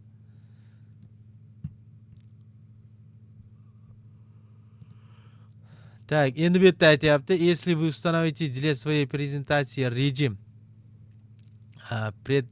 представления докладчика на весь экран, каким образом будут менять слайды внешней вашей страницы. Предоставление докладчигim degani menimcha bana rejim nima bordi-ku, mana tepada. Ismi nima edi shuni? Mana. Так, начать сначала, anu запуск презентации degani bo'lsa kerak. Mana bunaqa bo'lganda deyapti-da, mana qo'yganingizdan keyin nima bo'ladi deyapti. Ruchnoy o'tadi-ku keyingisiga, to'g'rimi? O'shani aytyapti. Qanaqa o'tadi deyapti-da, shunaqa bo'lsa, o'tkazsalaring deyapti. Ves ekranga ketsa, keyin nima bo'ladi yog'i? Demak, ruchnoy qo'lda o'tkaziladi. Keyingimiz определите правильную последовательность удаления приложения с мобильного устройства Android. Qanaqa qilib удалить qilsa bo'ladi Androidda? Перейти в настройку устройства и выберите приложение. Mana ko'rdingizlar, перейти. Boyagi nima edi? Najmite degani bor. Перейти, ya'ni o'ting yo'qa. Так, endi qarang. Bu endi salgina nima qilgan? Qarang. Подтверждение. Endi bu yerda san mantiqan qilish uchun, ishlash uchun bu yerda tushunish kerak so'zlarni. Mana подтвердите degani ham oxirida bo'ladi. Ya'ni tasdiqlash oxirida bo'ladi doim. Удалить qilishda keyin demak, birinchi nima qilamiz? Настройка устройствоga o'tamiz va u yerdan приложение degan tanlaymiz. Endi bu удалить qilishdan keyin приложениeni tanlaymiz. Masalan, Windowsda удалить qilish bilan bir xilda. Masalan, men telefonda kamdan-kam удалить qilaman-da. Odatda o'sha dasturda o'ziga o'yinlarni udalить qilsam, shu ustiga bosib turaman-da, udalить qilib tashlayman. Mana bunaqa qilib ichiga kirib udalить qilmaganman-da. Lekin Windowsda odatda shunaqa qilamiz, to'g'rimi? Mana bunday kirib olamiz. Tak, parametriga, keyin o'tdan nimani tanlaymiz? Приложениeni, установленный приложение tanlaymiz. To'g'rimi? Mana shunaqa qilib keyin mana shu belgilaymizda, keyin udalить qilamiz. Office 2021 ekanda endi. Udalить qilib tashlaymiz, to'g'rimi? Belgiladik, mana bu yerdan tanlab, buni udalить qilaman deymiz. Odatda shunaqa qilamiz. Lekin nimada ham, bu yerda ham xuddi shunday, mana telefonda ham shunaqa ketyapti. Mana настройкаga kirdi, приложениeni topdi, keyin spiska приложение ro'yxatning ichidan topyapti o'sha xohlagan qaysi dasturda o'chirmoqchi bo'lsa. Najmite чтобы открыть parametr. Parametrda открыть nima qilish uchun bosyapti. Odat telefonda o'sha dasturni tanlasangiz, parametr chiqadi-da, boya удалить qilaymi, boshqa qilaymi degan. Выбрать удалить верхней части страницы, ya'ni удалить deganni tanlaymiz. Demak, tanlagandan keyin удалитni подтверждение tasdiqlaymiz, удалить qilishdi. Ketdi. Bu ham xuddi shunday berilgan ustozlar. Mana bu ketma-ketlikda berilgan. Joylar o'zgarib qolishi mumkin, qolgan bo'lishi mumkin. Masalan, men shunday olganman-da, testga keyin bir ikkitasini joylarini o'zgartirganman. To'g'ri javob bor. Masalan, 1, 5, 3, 2, 4 to'g'ri bo'lishi mumkin masalan. 3 bilan 5 ni joyini almashtirgan bo'lsam-da, допустим. O'shaning uchun shunga qarab, e'tibor berib topasizlar. Lekin bor bu misol. Bu savol bor. Aynan bu ko'rinishda emas-ku, mana bunaqa ko'rinishda bor yodlashingiz uchun.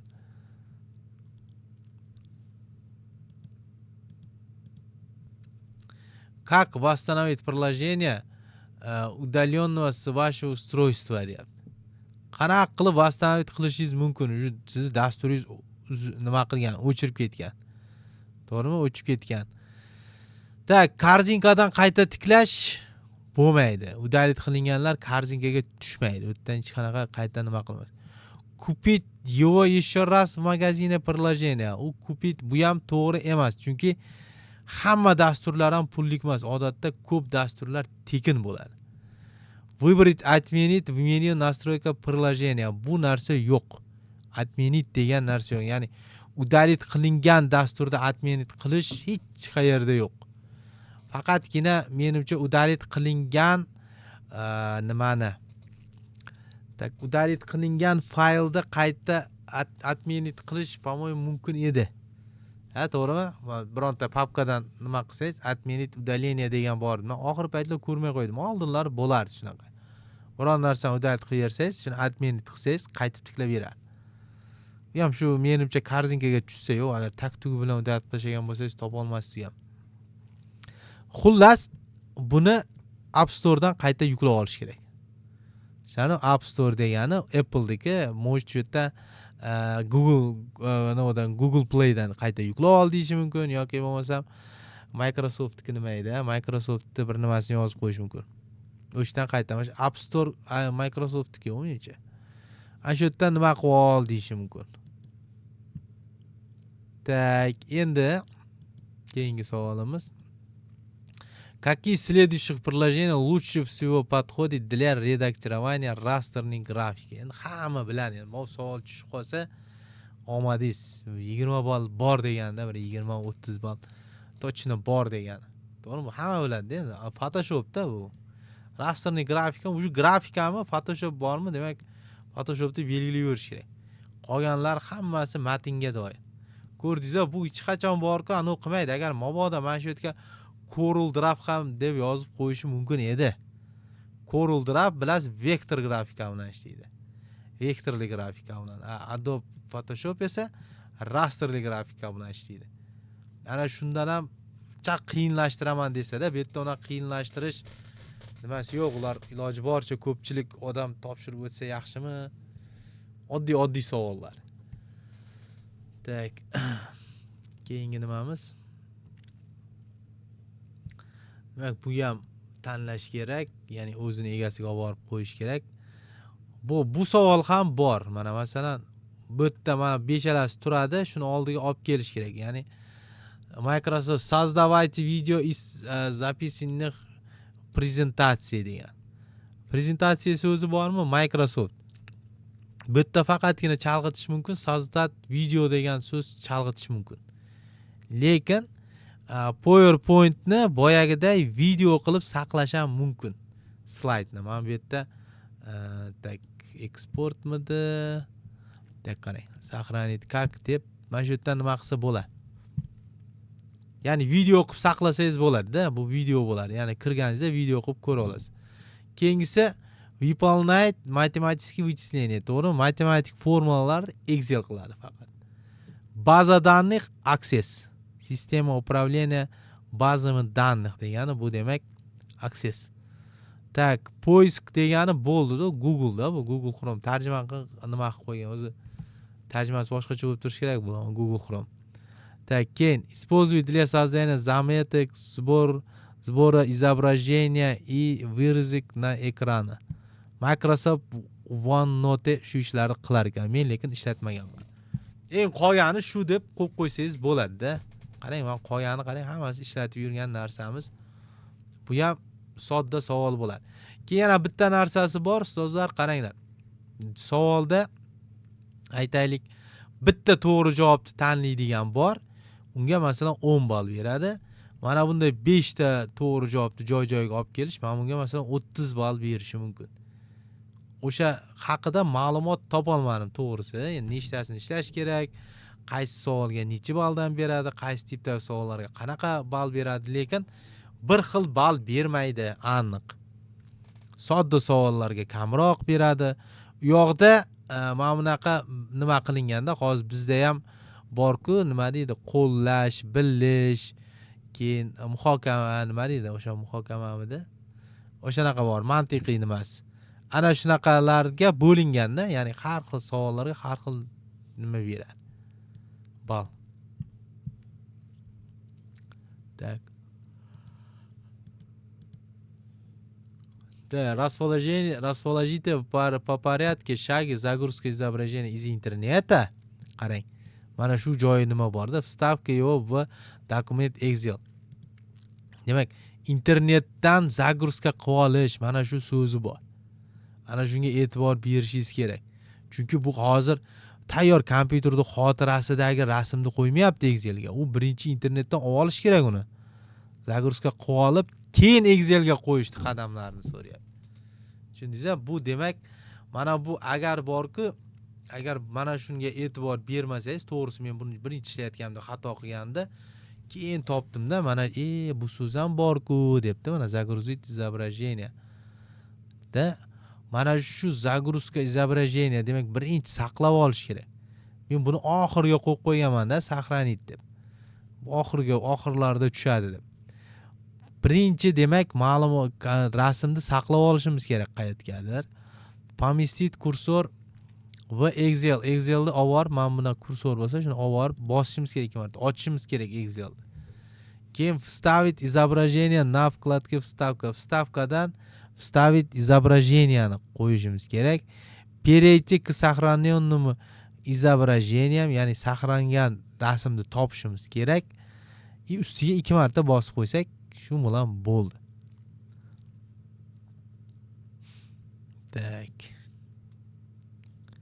Keyingi savol. Перетащите и сопоставьте указанные ниже параметры в правильном порядке, чтобы вставить изображение с именем. Так, mana shunaqa nomli dokumentga qo'yishning ketma-ketligi. Na vkladka vstavka ko'rdingiz, uji bor. Mana bu uji turibdi-da, mana shu nimamiz, rasmimiz kompyuterda turibdi. Endi shuni Wordga qo'yishni ketma-ketligi uji boshqacha bo'ladi. Bu vstavka menyusidan boramizda, demak, illyustratsiya gruppasining ichidan выбрать рисунки bor. Рисунки degani tanlaymiz. Выбрать изображение с именем, mana buni topamiz. Topib, keyin o'shani выбрать deb вставить. Shuni topib bitta belgilaymizda, keyin вставить deb bossak bo'ldi. Rasmni qo'yib qo'yadi. Bu sodda. Tak, mana tugadi. Demak, bu hammasini ko'rib chiqdik o'zi.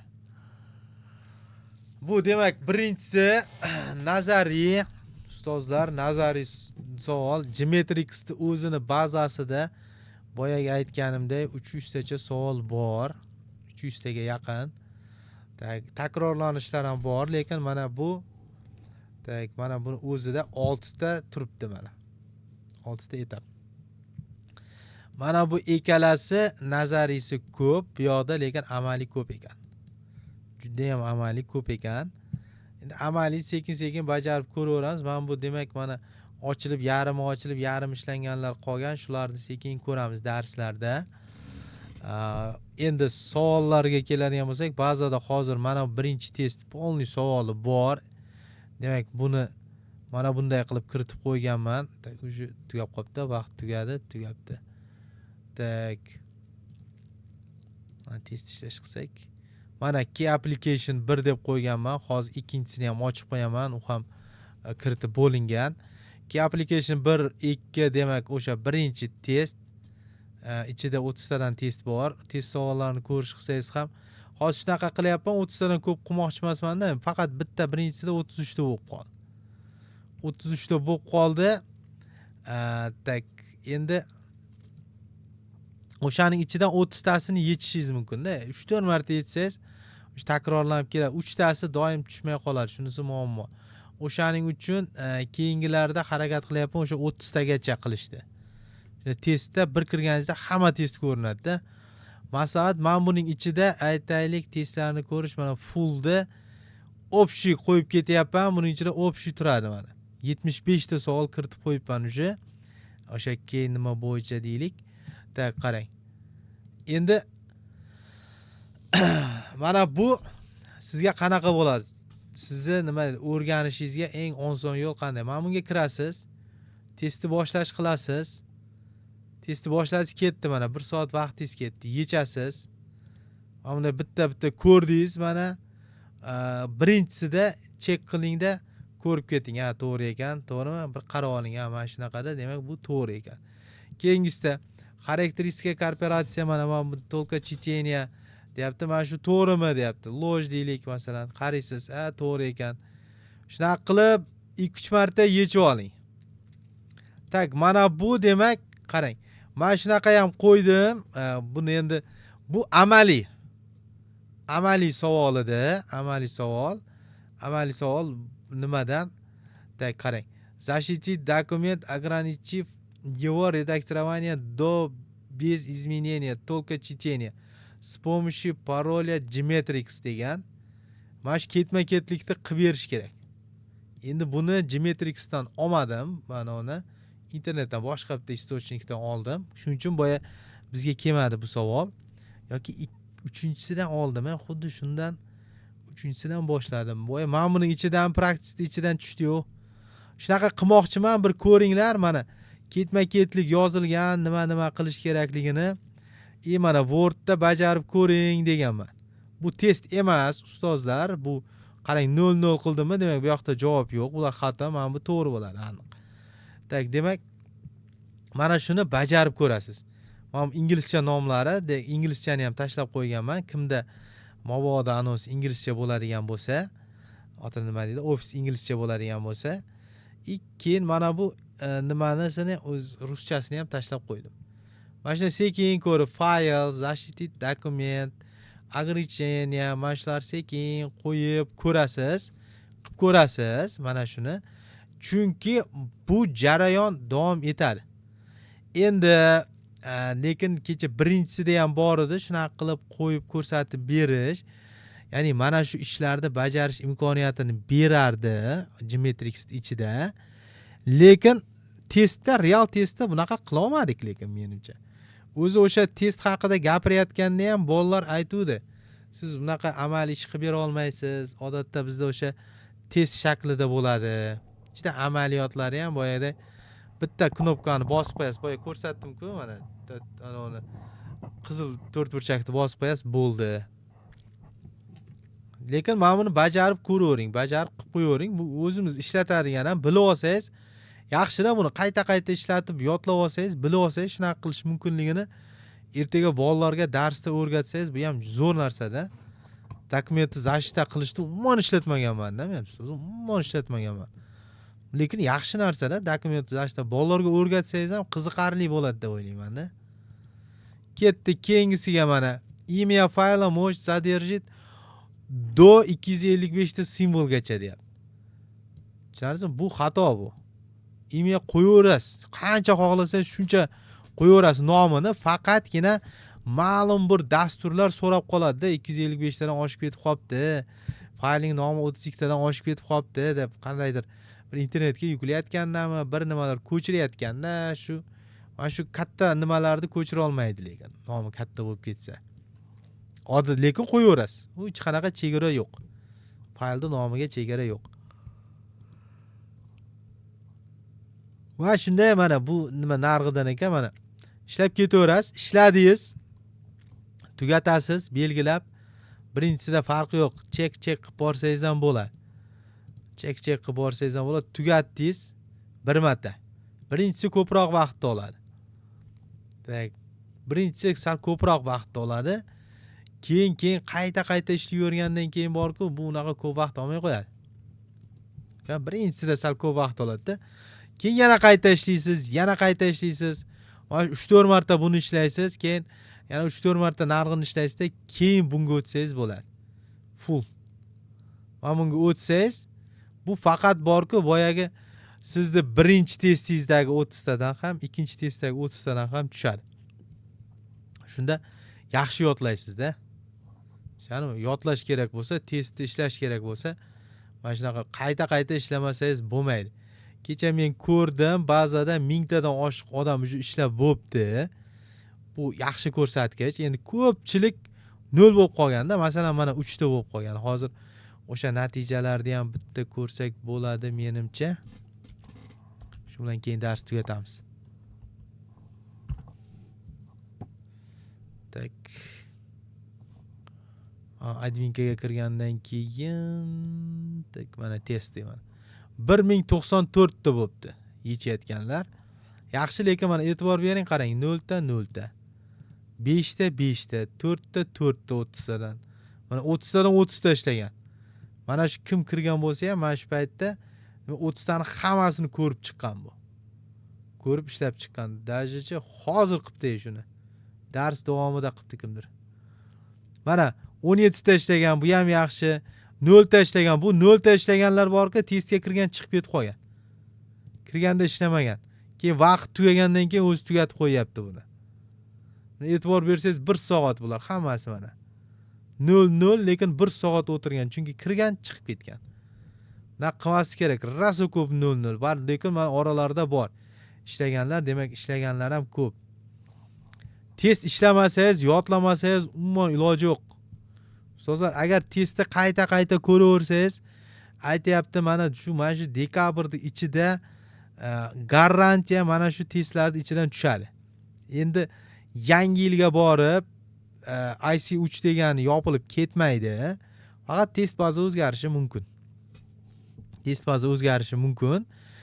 Yoki bo'lmasam o'sha yangi nimaga A klass, C klass bir ballari bor ekan, o'sha klasslarni men hali o'rgana olmadim, lekin hozir biz topshirayotganlarimiz C klass ekan. Bu eski testlar ekan. A klass testlar bor ekan, yangi testlar, mana o'tgan yil bu yil tuzilgan testlar. Ana shu testlarga o'tib ketishimiz mumkin. U yana qaytadan tayyorlanish kerak. Uni ham bazalarni qayerdandir topsa bo'lsa kerak menimcha. Geometrixda uni ham bazasi bo'lsa kerak, lekin endi hozir qayta ishlasangiz o'tib ketasiz-da. Shuning uchun qayta ishlang. Mana baza bor, interaktiv, ya'ni nima desam bo'ladi, mana sraz natijalarni ko'rasiz. Quruq yodlaydigan emas-da, endi quruq bizda matn turibdi, o'shani yodlamaysiz, tez ishlab yodlaysiz. Bu qiziqroq-ku. To'g'ri, mana bunday kirib, keyin natijalaringizni ham ko'rib chiqsangiz bo'ladi. Buni qog'ozga chiqarib olib, daftarga yozib olib, yodlagan natija bermaydi. Mana shu yerda bazaga kirib cheksiz ko'p qayta ishlab nima qilsangiz bo'ladi. Ko'rdingizmi? 15 minut, 20 minutda ishlab ketyapti. Nega? Chunki uje yod bo'lib ketganda, tez belgilaydi bo'ldi. 10 martadan ishlab chiqishingiz kerak. Har bitta test, mana qo'ydim 30 ta testmi? O'shani 10 marta, endi masalan shuni 5 marta ishlang, keyin yana ikkinchisida 30 talik qo'yaman, uni 5 marta ishlang. Keyin ana nimadan общийda full deganning ichiga kirib, yana 2-3 marta ishlab qo'yasiz. Bu aralashtirib beradi. Tak, ustozlar, yaxshi dam olinglar. Demak, keyingi darsda uchrashguncha, endi keyingi darsimiz 2 kundan keyin bo'ladi. Oralikda polni ishlang. Yana men bazani qaytartirib boraveraman. Ertaga yana testlar yuklab qo'yaveraman. Siz ko'ravering. Keyingi darsda ikkinchi testini ham ko'ramiz. Tak, yaxshi dam olinglar ustozlar.